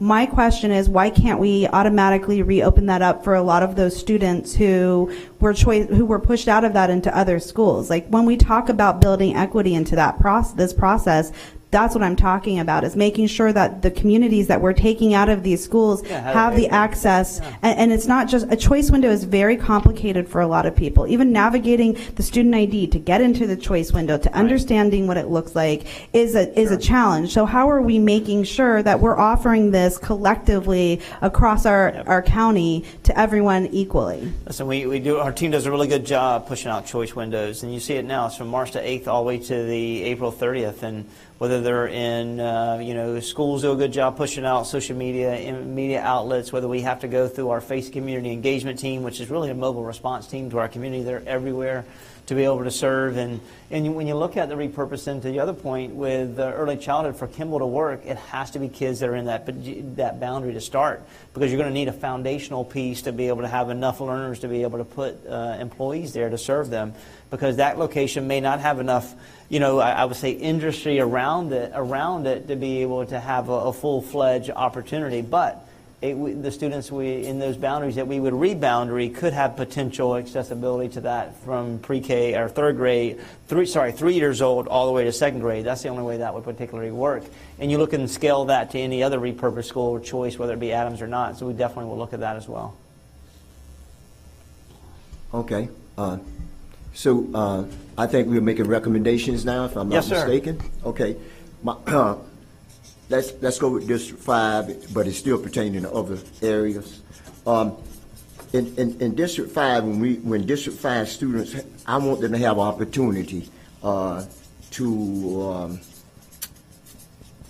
apply for magnet schools through choice, because we have 4,200 students look like it would be moving in District 5.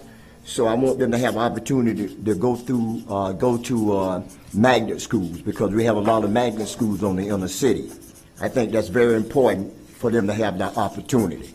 Number two, I want all the services that ESC students have, because we have a lot of ESC students in District 5. I want them to have the same opportunity, the same service, equal or better than the ones they have before they move. I think that's important. Also, I'm going along. You writing it down, Sue? I got you, boss. I got you. Okay. I facilitate. Okay. Also, I recommend that putting large number of students in the same school and neighborhoods don't mix. We should be strategic how we do it. I also like to talk about having community schools in the inner city area when we bringing these students back, because I think that's important. Because when you have community schools, you have input from the community and people coming out to help support the school, which is needed.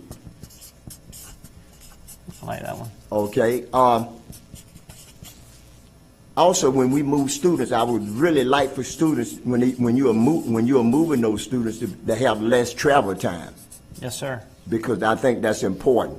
Also, it should save money on transportation, Yes, sir. which is very important. My next one would be transformation. I think this is very important because in District 5 we have a lot of transformation schools. So when we move some of those students around, how would transformation be able to help those students when they move from school A to school B? Yes, sir. I think one of the biggest things when we talk about transformation, there's some really, really aggressive academic systems in place. And that's one of the greatest things that we've done in the last 3 years, is where teams have been really making certain that there's the greatest tier 1 and high dosage of high quality teaching every single day. I think that's the biggest thing we've done. So embracing new students is all about getting them embedded into a consistent culture. And listen, we've done that across every one of our schools in the district. I think there'll be greater consistency. What they may see as they transition to the transformation schools is they may have more people on campus to provide intervention and more accelerated opportunities as well. So I don't know if Shay wants to add anything to that, but I think that could be a positive thing, because we've seen some monumental growth in this particular pockets of schools. Right. And I know, Ms. McRae, you have done a great job. I just want to make sure that the families feel comfortable Yes, when sir. the kids are moved, because they have a lot of support. and That Shay and I have done a hell of a job, Yeah, great I job. mean, one thing Shay's doing is working herself out of a job, and that's what she should be doing. Is, because We don't I want mean, to we're see getting her the list, where she will always have a job in Hillsborough County. That's To be right. very clear. Even if I have to help pay a little bit for it. Yeah, she's fine. But Right. she's working. Her and her team have done a That's really good right. job. So is Sue and her team. They're doing a great job. But to Shane's point, what happens if they move to a non? That's right. They're moving from a non-transformation Yeah, so school. for our side of it, if we see a large subset of kids, it's a good question. Let's just say that there's 75 kids, 100 kids that are moving. The big thing we did 3 years ago was we centralized our work. So from a curriculum standpoint, it's going to be the same. What you may see is that one school may not have additional funding resources such as UNISIG, TISA to have additional resources, but students that are transitioning, this is where the clarity that Mrs. Vaughn asked for, that we've already unpacked working with Sue and working with Shay to identify the big pockets of students that move forward. We may have to add interventionists. We may have to add an additional, let's just say additional screener for students for reading readiness. We may have to add, some type of additional supplemental material for our expansion of text within a particular grade level. So, or more money related to putting into science exposure for inquiry-based learning. So all that we've already unpacked so we can make sure that transition is smooth. Now that's for big pockets and big bubbles of movements. if it's 25 kids, 30 kids, not that every kid isn't important, but they'll be filtered in and being able at a better, well-utilized school to make sure that services remain the same. But anything that's over beyond big buckets, we'll make sure those transitions move forward. And one thing that Sue and Shay do a really good job at in this work is we will conduct calibration walks to make certain that we have continued consistency within one school, regardless of where they go and what school, whether it's in transformation or non-transformation. Okay, and also, Sue, I think it's important to have that in place before the students get there. They're ready to go. Yeah, we be ready to rock and roll with Sue Shay. And we have a list already identified of not only what personnel need to make that adjustment that we particularly add, but what funding source that will have to go to as well. And we're trying to do everything we can to leverage federal dollars in those positions or state dollars and alleviate general in that scope. And some more addition. You know, justice is a big thorn in my side. I should say my butt in my side. Yes, sir. Because traditionally it's a neighborhood. It's an area that we've had many years ago. And I was looking here. It said that the West River Development scheduled to bring over 1,600 new residential units to that area. Okay, so if we bring in 1,600 new residents to that area and we closing just down, what's going to happen when the residents get there? Yeah, so this is the question that we have to have a conversation about. I mean, openly, you got to look at the structures are going up. We have closer, a little bit over 1,400 stations that are going in that geographical location, right there in that location. The Well, issue actually, is it's about 4,000 units. 4,000. We have from our side of it. I think it's in between this. If there's anything that's Yeah, growing right. I just outside, had this yeah, from that neighbor impact that neighbor. Right. You know, these are families that we can't forecast whether or not they're going to have little ones or they're actually going to send their children to Just Elementary School or Stewart Elementary School. For us, we after looking at it, it may be good to pause on we got to move kids out of Jeff today. That has to happen for next year. That ultimately, as a leader, we have got to be a game changer for their students. Whether we want to keep the facility, that's fine with me. We can look at different innovative solutions and look at growing Stewart from a K-8 and have a greater attractor to those families. I'm fine with that as well.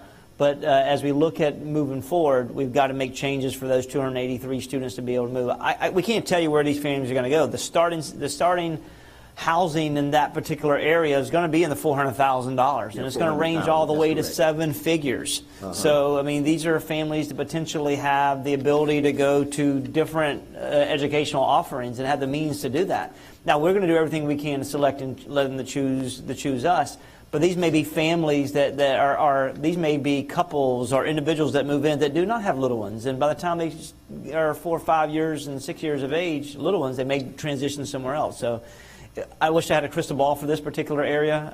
I think that there is an opportunity for us to eventually unlock the potential of that particular site financially. But also, you know, for me, we can sit it for a couple years, look at an innovative solution, use it for district staff, and see if there's going to be an influx of little ones that would transition to that particular site. Yeah, because, and I don't want to hog all the time. No, it's all right. It's fine. It's a good conversation.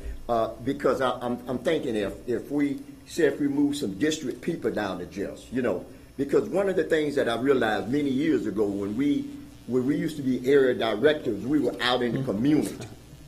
So people were accessible to come to the office. Yes, so sir. maybe if we had instead of just closing it down completely, we could make it where we could put some office staff in there where people could be accessible in those areas to come. And because parking is horrible down at the Rosac building, let's face it. I mean, we know that. That's fun. Yeah. So if we could use it for something like that, and then if the community, and then if the parents or the constituents move back in that area, we have a building. We have the real estate. Yes, sir. And we don't have to put staff there. We can create a community liaison center. We can create a professional development center for our staff. There's so many things that we can do with these facilities. Oh, okay. And let me add something else, then I'm through, Madam Chair. I know you get ready to buzz me out. Okay. And I just want to answer this. Charter schools, we don't give them enough credit. Charter schools are smart. They're very smart. They market. Because better what they than do, us. they come in District 5 and they move in the neighborhood, and the kids don't have to go way out to McLean. They don't have to go out to Jennings. Yeah, They go right there. And one of the things that I found out by talking to those parents in that area, one of the things that they say, it's closer for me to get to my kid. And you know, we talk about academic, we talk about how bad it is, but in that mindset, parents have safety. They want to be able to get to their kids when something happens. I agree with that. And that's why charter schools is moving in those areas. They are very intentional of looking at Yes. maps of Yes. where to go, hot pockets. I mean, we see it in Apollo Beach area. They're starting to pop up left and right with new housing. So Yeah, and last but not least, child care center. We used to have a child care center at Milton High School when I opened Yep. up 2002. We had the little kids coming in there. Yeah. And that would be really good to do. And so for the little ones, this is for teachers. Right, Okay. right. Okay. For teachers, for their little we ones had to it. come. We had it for teachers and students. Okay. Uh-huh.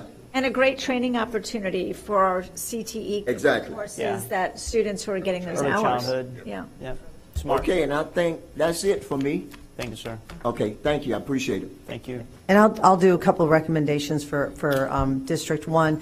But, you know, District 1 and District 5, if you look at those districts, so many schools and areas were like, the schools were built one on top of each other. In certain areas, Yeah, like I in agree town with and that. country, and in the urban core, area. you see so many schools like grouped, like I go to visit my schools, and it's like 5 minutes, I'm at another school, you know? So I saw that, you know, 2 years ago or a year ago, you know, town and country did have a low level. We had low enrollment, but that has completely changed in the last couple of years for town and country. You know, our enrollment has increased all the way through. We're very stable. All of our schools of high enrollment. We were concerned about Morgan Woods, but that has already had 200 new students have come in just this year alone at Morgan Woods. And so every school in town and country. And so when we have kids who are moving closer, because obviously the goal for everybody here is for the kids to be closer to their schools, because that helps parents, it also helps the transportation, it also helps communities, it also helps teachers go out to the schools, helps social workers meeting everyone. So that's the ultimate goal, you know, to do that. So for me, with my moves, when my students are moving from school to school, I'm not getting a lot of complaints because it's pretty equitable. If you're going from Morgan Woods to Woodbridge or Crestwood, all those schools are just wonderful, small community schools. People walk to those schools. People don't have to bus. I mean, Alexander Elementary, which has been an A school forever, they don't even have a bus. You know, I go out there and I watch those hundreds of students leave, and our schools are full. So for, you know, District 1, the couple things I talked to Mr. Farkas about was Fawn Ridge and also the 42 homes up north. He knows what I'm talking about. Eagles. That feeder pattern, yes. I know I think the we took care of Eagles, those. the Eagles and Highland Park was taken care of. Yeah. It didn't make sense for those schools to be I fed agree into with that. Smith because then they're traveling further away. Right. So I think everybody's goal here is to get students closer. And yesterday, like I said at the meeting, or Tuesday at the school board meeting, we don't know what you know, House Bill 1's going to do, but we do know that parents do want choice, and we do know that homeschooling is increasing. So with your plan, it's going to take a couple years to implement. So we're going to be able to see those trends and to see if kids are coming back or if they're leaving. I mean, Pinellas County, you know, 10 years ago, they repurposed or closed 10 schools. Pasco County is doing that. Polk County is doing that. I don't know why Hillsborough County is reluctant. When I looked at the savings of an elementary school, just the personnel, and I texted you the other day, the security officer wasn't included. We're talking about maybe about $1 million in savings that can go back into giving people a step or making sure we're paying people. You know, as far as the newcomer center, that is so important in my area. You know, you've got 15, 16-year-old kids. You have a lot of kids who are coming through 4 months from Cuba coming here, taking years to get here. To make sure we put them in the right position to be successful is very important. To make sure they're in the right schools, that we don't put kids just into an adult education program if they have a chance to make sure they get those high school diplomas. So I think a newcomer center is really important. We're not redoing anything. Those are going to come from grant dollars. That's right. It's going to be in town and country. The reluctancy for anyone to not want to do that for our students, I have no idea, because that's very important to our community, and it's very important to our students because we want them to be successful. So those are the only movements I see. You know, I as I said, I just hope that, you know, every time we come to a meeting and we're talking about a lot of things, and we have really great ideas, but I still don't feel like we're getting any closer to coming to a solution. And it's not fair for families, it's not fair for communities, and it's not fair for our faculty and staff. So I just want to get closer to, are we going to do something? If so, what does that look like? What does that timeline look like? Because, you know, here we are in March, and teachers still haven't received their step in salary. And although we say it's not important, you know, nationally we're losing teachers everywhere, you know, and in Hillsborough County, you know, what? I'm not saying it's not important, but I'm saying it is probably the most important thing because we have 1,000 vacancies.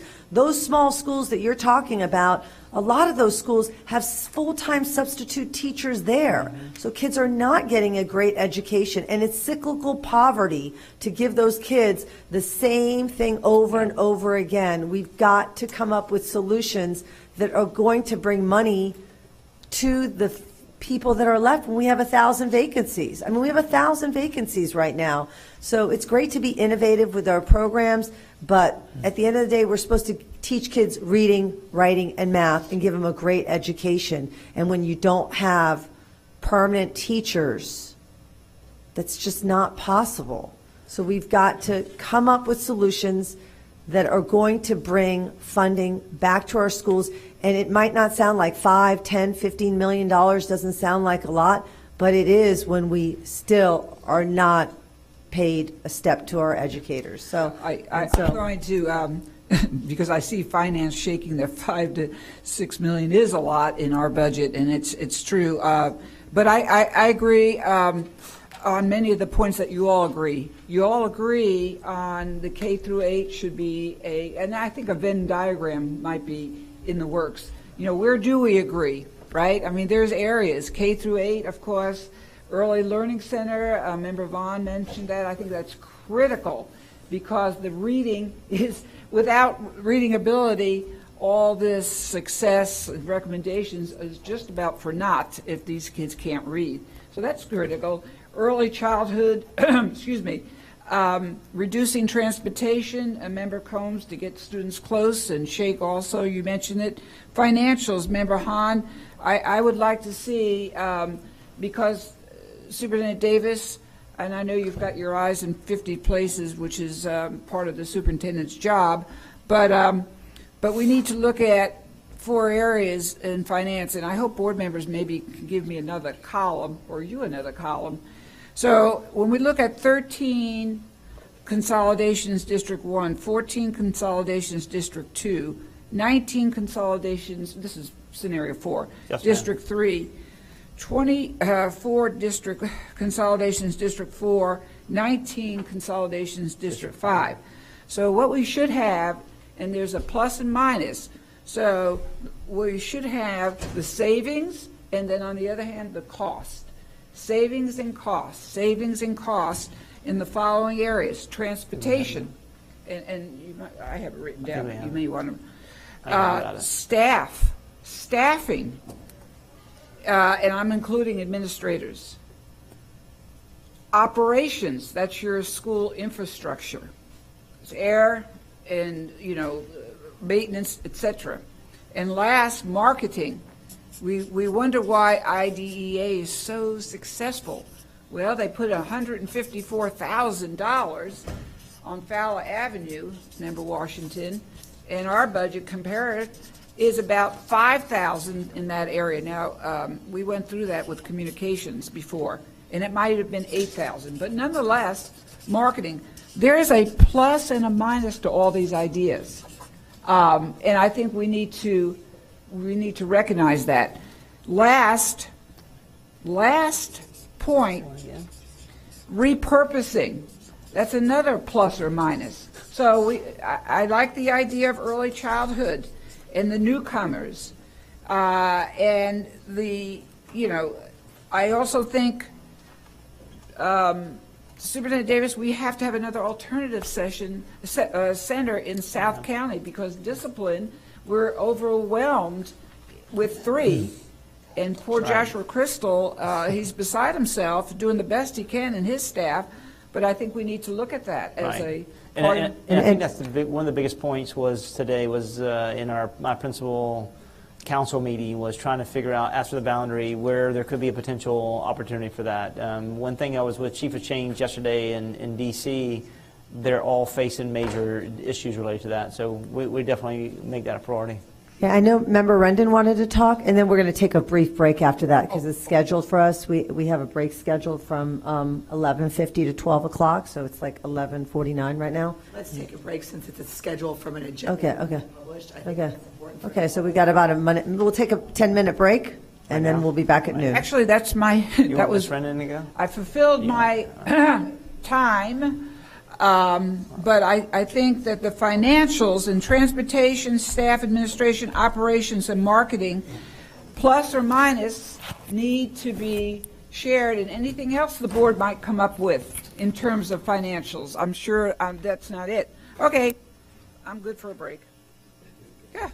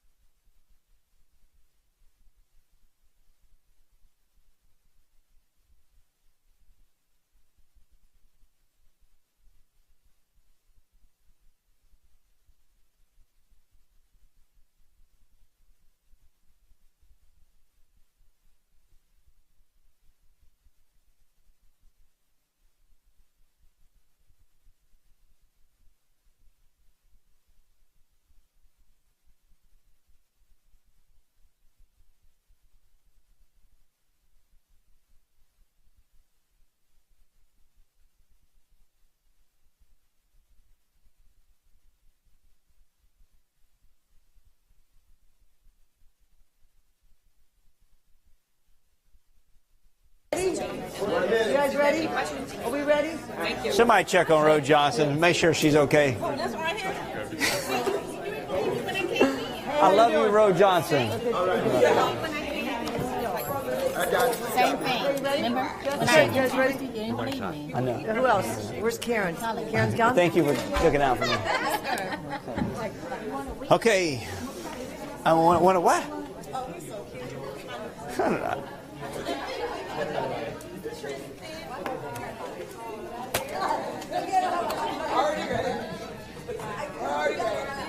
I'm just telling them. Okay. Okay, we're going to finish up our workshop. We have the second half, or the second hour, which is building a consensus on the boundary plan. Superintendent Davis? Then let's have a conversation about it. Yes, ma'am. Yes, ma'am. I think that. Yeah, Patty still Ms. wanted to Rendon? speak as well. Ms. Rendon. Member Rendon? And yes, ma'am, Ms. Fong. You know, that's okay. It really is okay, because at the end of the day, that's exactly what I wanted to talk about. And I do want to thank all my fellow board members for all the recommendations. Member Gray, I think many, many great ideas, but I have to come back to the fact that we really do have to look at this district as being in a state of crisis, that we have to make sure, and Member Vaughn, every one of us are very well aware of that. Our teachers are the cornerstone of our schools.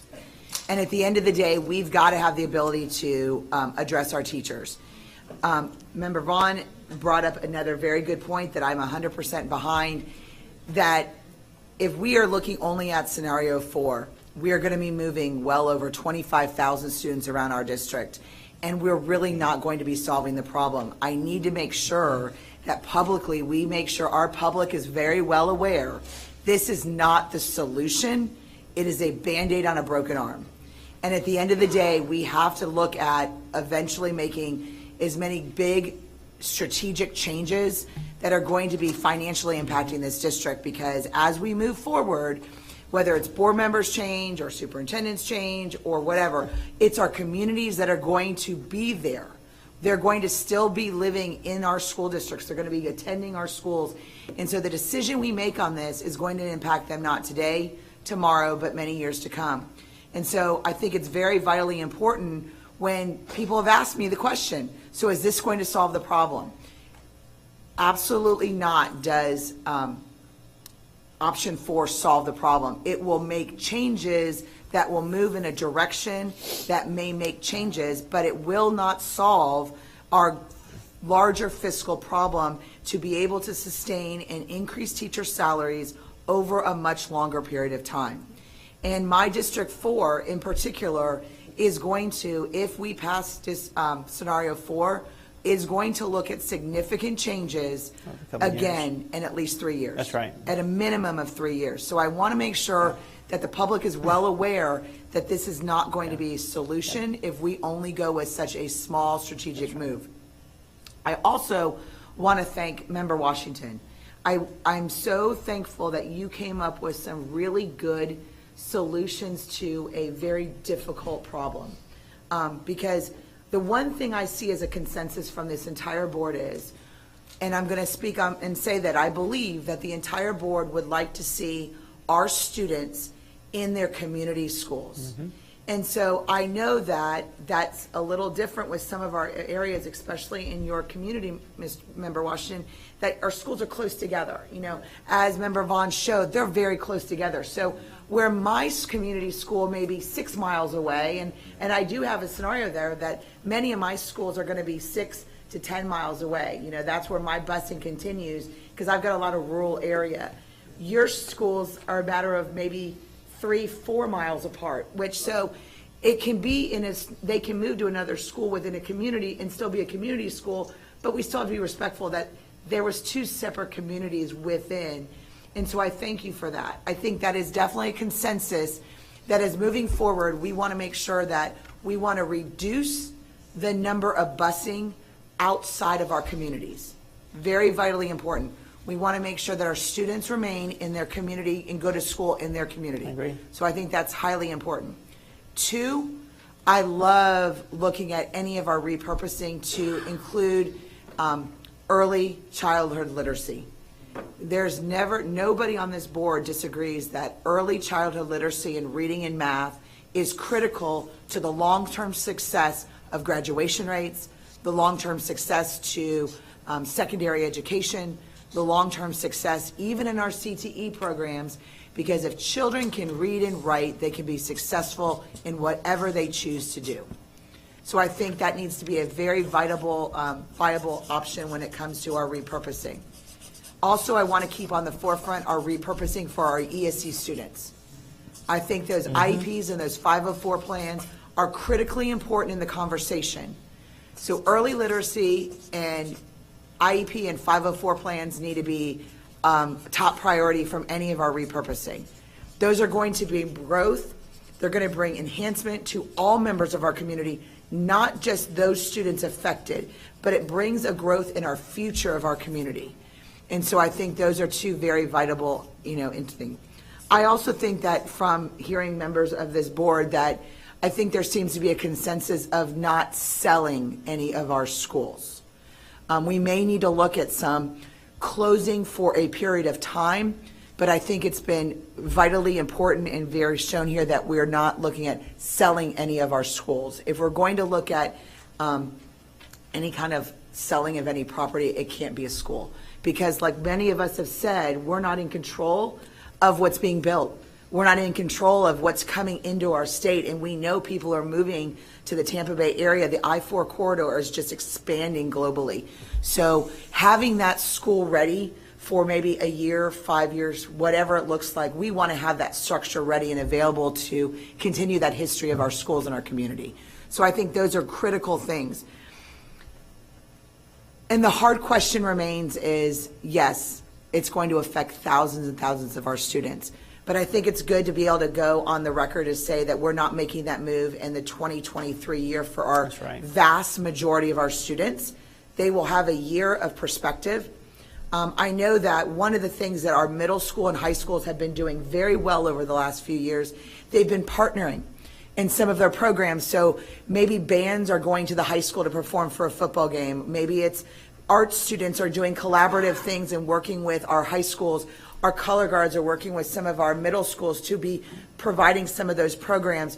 Cheer communities are coming together to see what's happening. So our extracurricular activities are really building that bridge between our middle schools and our high schools. And so I think next year, wherever those movements are, I think we need some natural student engagement with our high schools and our middle schools. I think we hear feeder patterns, and I think we use that word very globally, but I want to bring it to a point. Because a student goes to an elementary school and then a middle school and a high school, they're not going to all go to the same middle school and high school from an elementary school. And our friends are going to change over a course of 5 years old to 12th grade. We all sitting in this room have children, whether they are younger children, elementary, or they go all the way up to high school and some into college and then beyond in professions. And we all know that those changes and those relationships are going to change, but we've got to put them into environments where they have common interests and common areas so that they can cultivate additional friendships or cultivate relationships of common and alike things.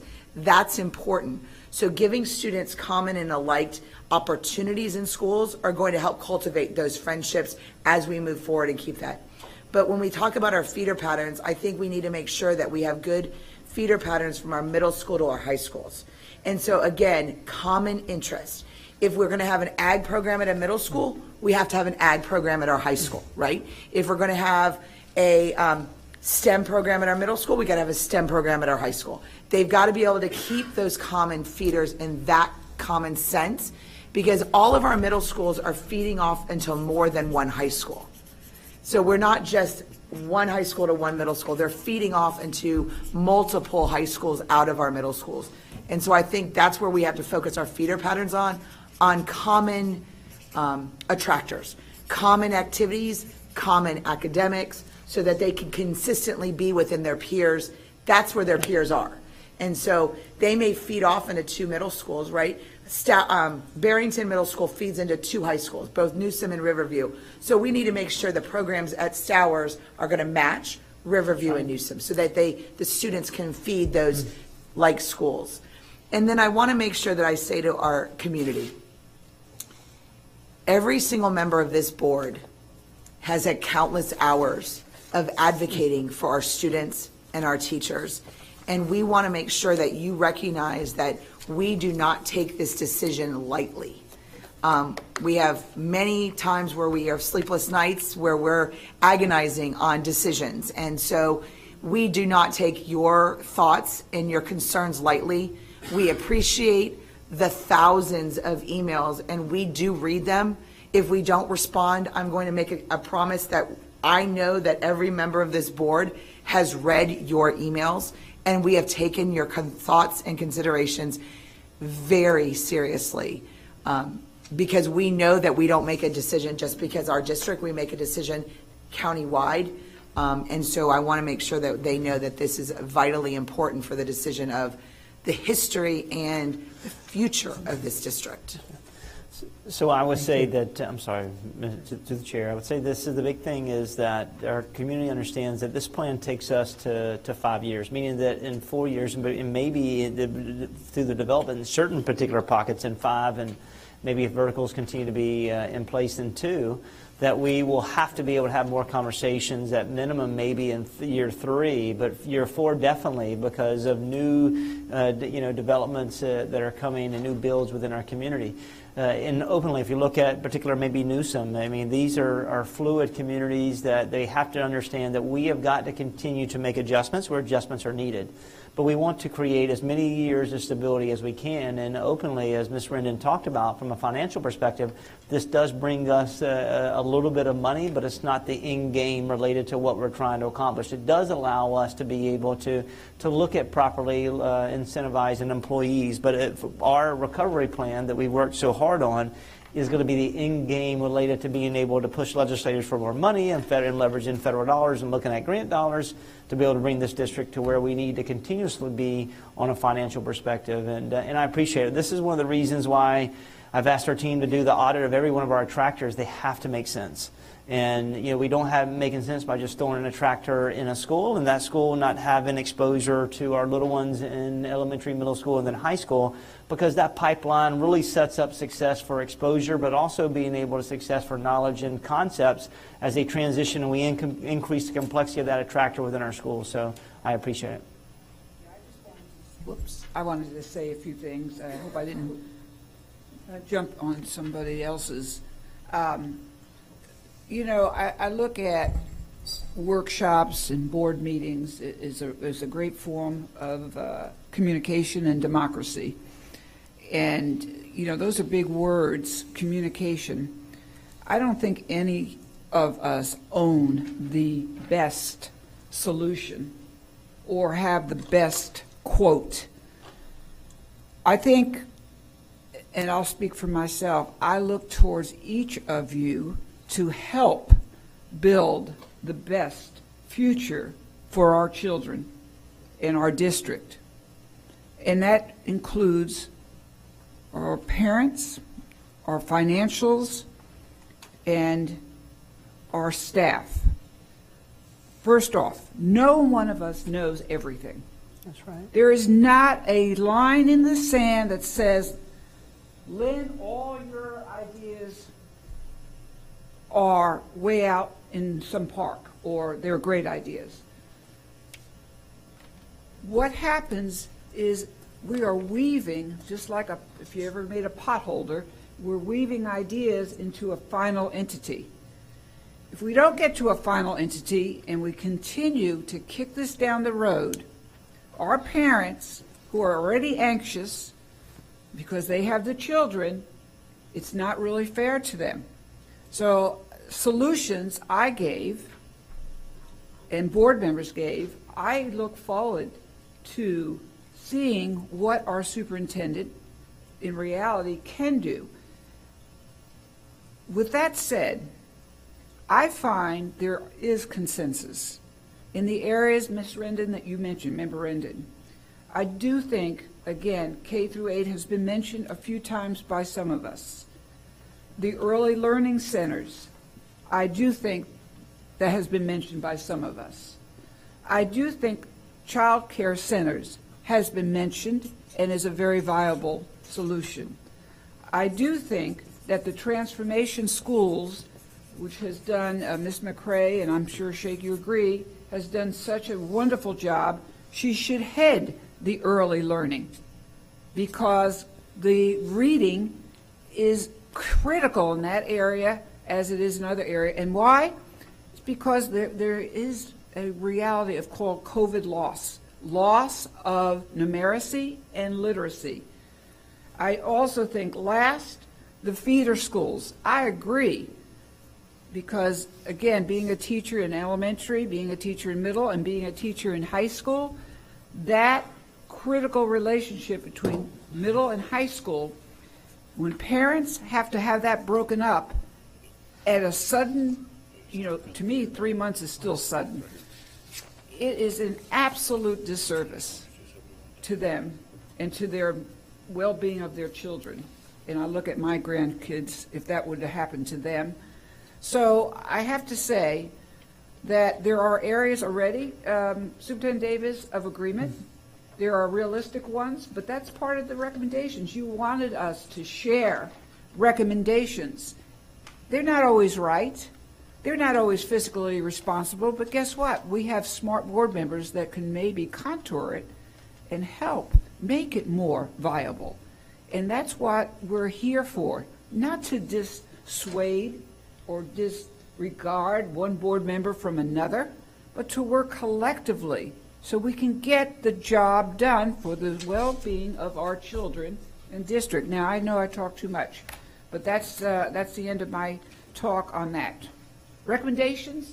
Good. Superintendent, I'm going to hand it to you. So, or did you, other board members, or did you want to go ahead? Did anybody else want to talk before the superintendent gives his recommendation? Just a few, I just, No. Yes, ma'am. just have one last thing I want to say today. And, I guess I'm wondering, is there any piece of 4, given some of the question.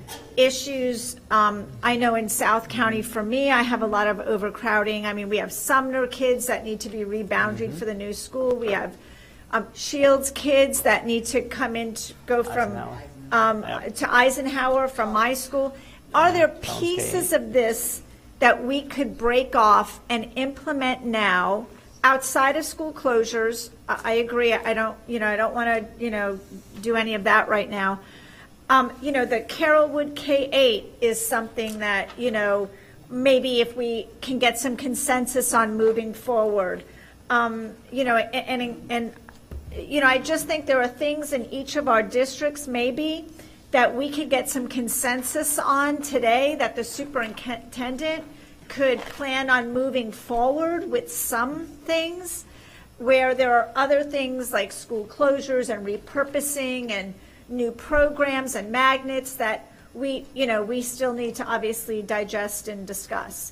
Is there any, I'd love to hear from all of you around, are there pieces you would be comfortable with moving forward with? So I think you've got a great. So all is not lost. Well, and I think you've got a great point, Dr. Hahn, but the only thing I want to stay away from, and this is something that's a big concern of mine, is I don't want to get around picking children, right? So I don't want to go, in my district, I want to save this. I don't want to do that. No, but I think you've got a great point. Like, we all agree that Collins K-8, Carrollwood K-8, I think those would be two, and wait, there's one more. I say just needs to be in there. I'm just giving examples. Right. So I think, well, no, when you're saying just, you're saying not sell just, but repurpose it. Yeah.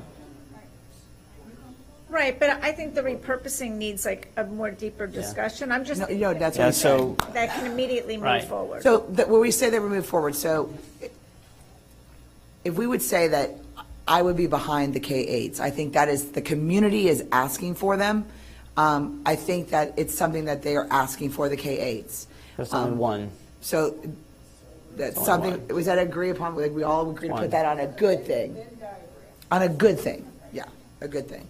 The other thing is you're saying that just being a situation where we've got to address the students in the school, that needs to be addressed. So, Sheikh, how do you feel about, what would your community feel from the feedback that you've been given? Would that be something, again, let's just not even do just. Let's not even do just. Are we in a consensus that we're not going to sell a school, any school? All right, so a consensus, we do not want to Yep. sell a school. Fair enough, I can use every facility. So let's just go with that. Let's not even pinpoint a school or not a school. Let's go with the consensus that as a board, we all agree we don't want to sell a school. But allow me the potential to look at district facilities. To repurpose. District offices, not. Oh, yes, Yeah, yes. allow me that freedom. If you're going to look at it, I mean, for me, like, Member Vaughn is like, just no, engage. and my thing for that, when you talk about like even district properties, Right. I would like to see the two options. You will see every Selling it, option. what it would be compared to a lease or a land lease. Anything we do. I would will- need to see both. Yep, anything we do is it will bring potential value, what the sale potentially could be, and what a potential lease would be, or repurpose of a district facility. But I think that we got an opportunity to unlock some of our financial potential with the facilities that we own that are not student-based right now. And I've got to say this, for me, the repurposing schools, I think that's a must. I think these are the schools that we've had lots of conversations. We've had a lot of conversations behind closed doors, I mean, into community. I think those schools for me are a starting point for us to move forward. And I know that I just want to let you know that's my recommendation, but I do agree there are schools that are very over and very under, which we have to be able to address as well. So I appreciate Member Rendon and Member Hahn both trying to identify some things that we can move forward after all this conversation and all this work on this. I have not really talked specifically about District 3 just because, I think a lot of things that I advocate for are for district-wide, However, I appreciate Carrollwood K-8. I think that that's a lost opportunity the longer we wait on that. I mean, we've had them come and talk about how people are choicing out of that. And if we're talking about retention and finances, it makes sense. I know that in my community, when I've gone to some of my schools, there's been renewed talk about the community schools and that model and what that looks like. And we had so much conversation about it, and we were gearing towards it, and we didn't. And people are confused about if we've identified that's a way that we can absolutely move the needle, why we've kind of moved away from that. I know that I'm concerned with miles still in my community when we're talking about walkability and we're talking about keeping kids, and I've brought that up over and over again. I don't feel like that's been addressed, so I'm not ready to move forward until we talk about miles and what that looks like, and making sure when we're making decisions in that community, we are keeping those kids in a walkable area and not asking them to walk to Lake Magdalene or find different transportation. I think that's going to have a negative impact on the most vulnerable students in miles. And for me, I really need to look at, again, when we're talking about shipping kids or busing kids all the way out to Wharton and Turner Bartels, it's been on the conversation over and over again, and I want some clarity about what direction we're moving in regards to that for District 3. And, again, we've talked about, remember, Gray, you talked about New Tampa. That community is desperate for accelerated programs. I know we put the Cambridge 8 in. And remember, Brendan, I love that you talk about continuity when we're talking about the programs that we offer in between schools. I think that is right on point, and that's so important because that's a lot of what causes movement is kids have a certain focus, or with the extracurriculars, they focus in on one school that offers it. Their feeder school doesn't have that. They have to make choices, and that causes a lot of drama. So I think continuity was great. I think student engagement was fantastic. Again, I'm always a proponent of making sure we have student voices in this, and we don't have enough student voices. And the extracurriculars are a key that we haven't focused on. That is an attractor when we talk about attractors, making sure that our communities have in them the extracurricular that those kids want. So I think that for me, those things in District 3, and then again, making sure in District 5 that we have consensus with Member Washington and our community partners would be crucial for me to move forward. So I don't know if that gives you any clarity, but I want to talk about what I would need in District 3 as far as even looking about moving forward. So, Member Vaughn, would you say that, and I missed this, and I think I would agree with you on this, is for next year, and I think, Sheikh, I like your input, I think, because you're affected, the three of us are, I think, affected the most about busing one way. I know in my community, I've got a group of area that I can't get kids to school on time. They're literally an hour out of school every day, not getting there on time. They're taking their Ubers to school, and I can't continue to allow them to pay to get to school. So with that being said, is that something we would do as a board? Do we want to look at those kids that are being bused out of their community to put them back in their community for 23, 24 year? I would say that 2024 may be, that's next year. Yeah. I would say that may be tough because, A, we got to make certain that it's going to be a domino effect. Okay, I just want to have that as part of the conversation, because like I said, I mean, I've got kids that are being ill affected in their education because of us not getting them where they need to get to, and we've tried different drivers, different routes.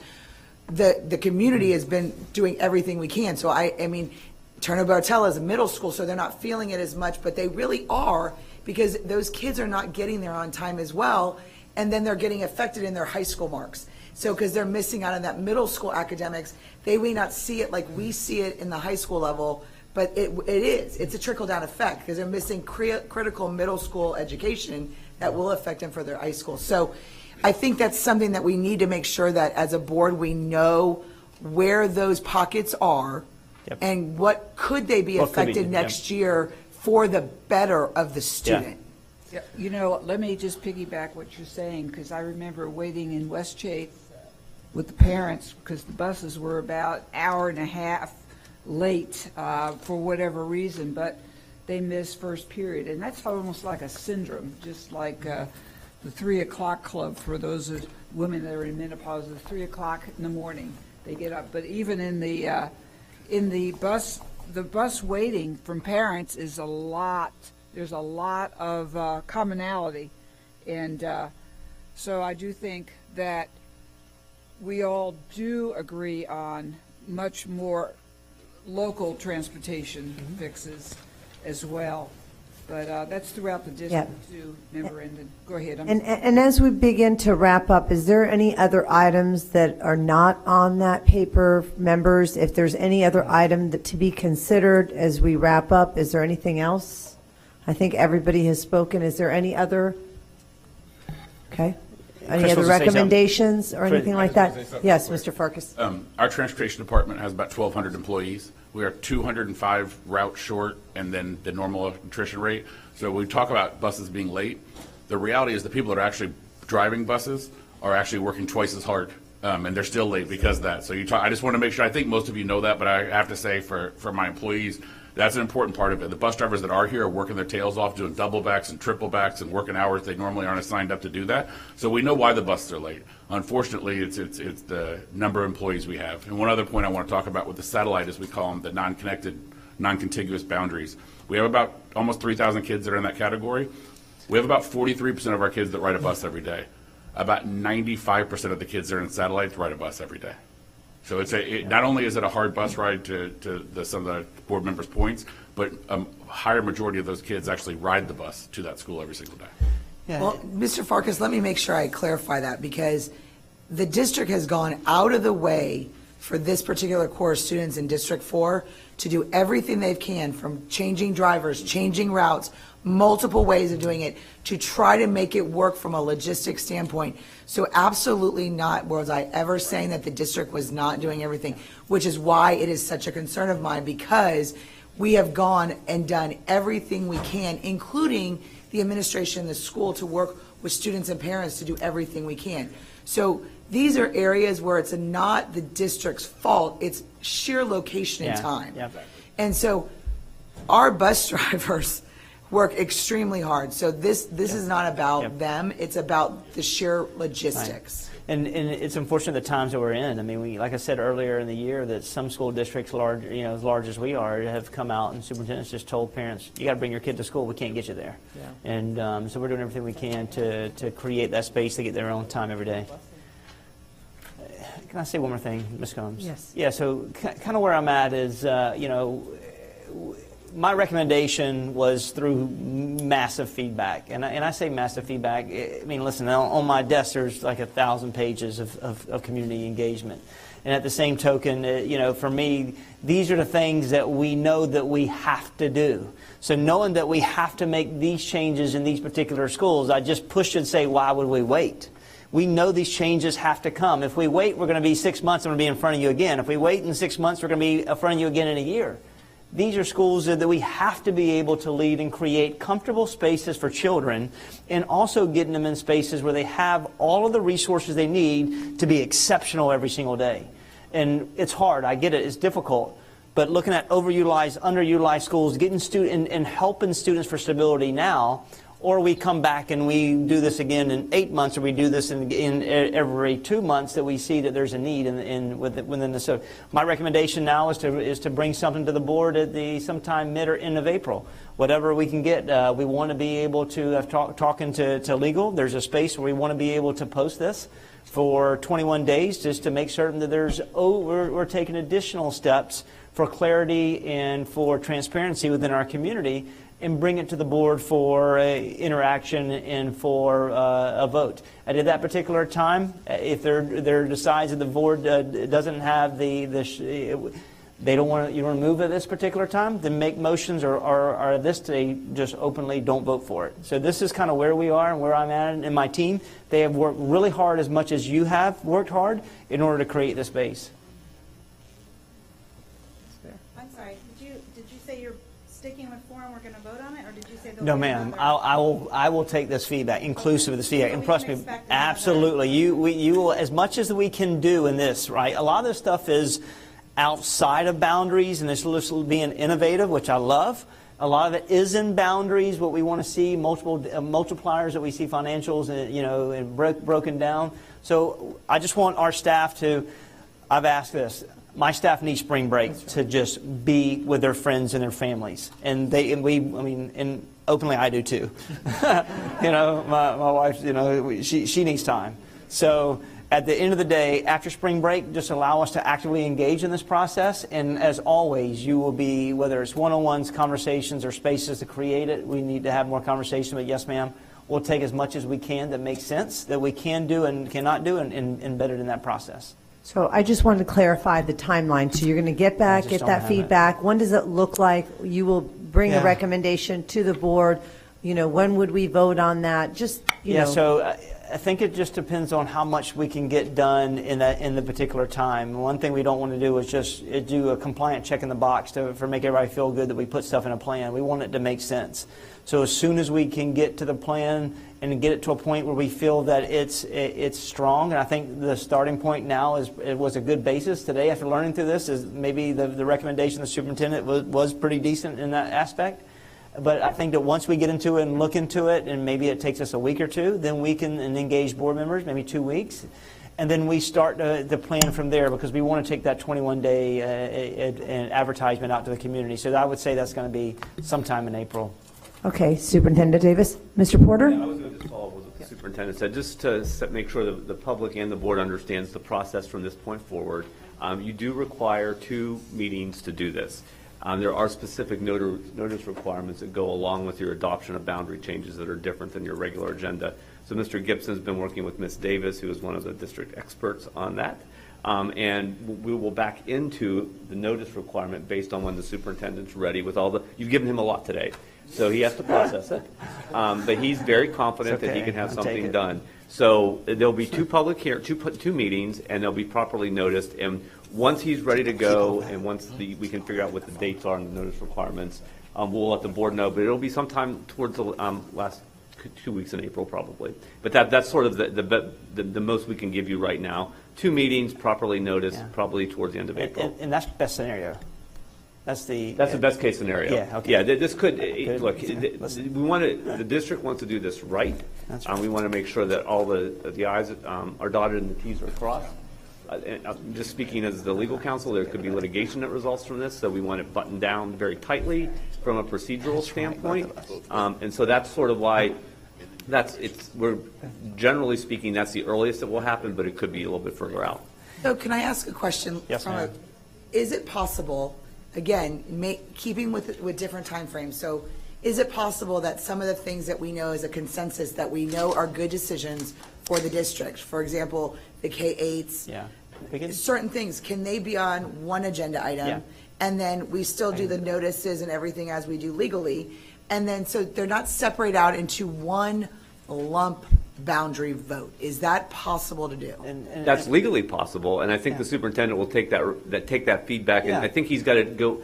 I don't want, I mean, I'm just going to advise him not to answer that question right now, because I think it can be done legally. Always get in but trouble for I think that oversharing. you overshare. It could absolutely be of done it, that's why. legally, but you're going to have to react to his recommendation. And I think he heard you. I think he's heard everyone today, and he's going to take that and process it probably after spring break, so he's fresh. Well, and yeah, it can be done. It can be done. That it is such a large decision that maybe if we have simple, smaller decisions, we can at least move in a positive direction, if not all, you know. Like I mentioned, breaking those schools off in South County, and, you know, I think it's more palatable to the community too, and, you know. I think he's heard you, so. Yes, ma'am. Yes, sir. Yes, ma'am. Yes, sir. Okay. Listen, I appreciate your time today. I really do, and I think there's some really cool things we can do, and we'll try to put some dollars to it and figure out what makes sense. So thank you. Okay, with that being said, thank you, everybody. Thank you, all the members and the cabinet and superintendent and everyone. Have a nice day. Meeting is adjourned.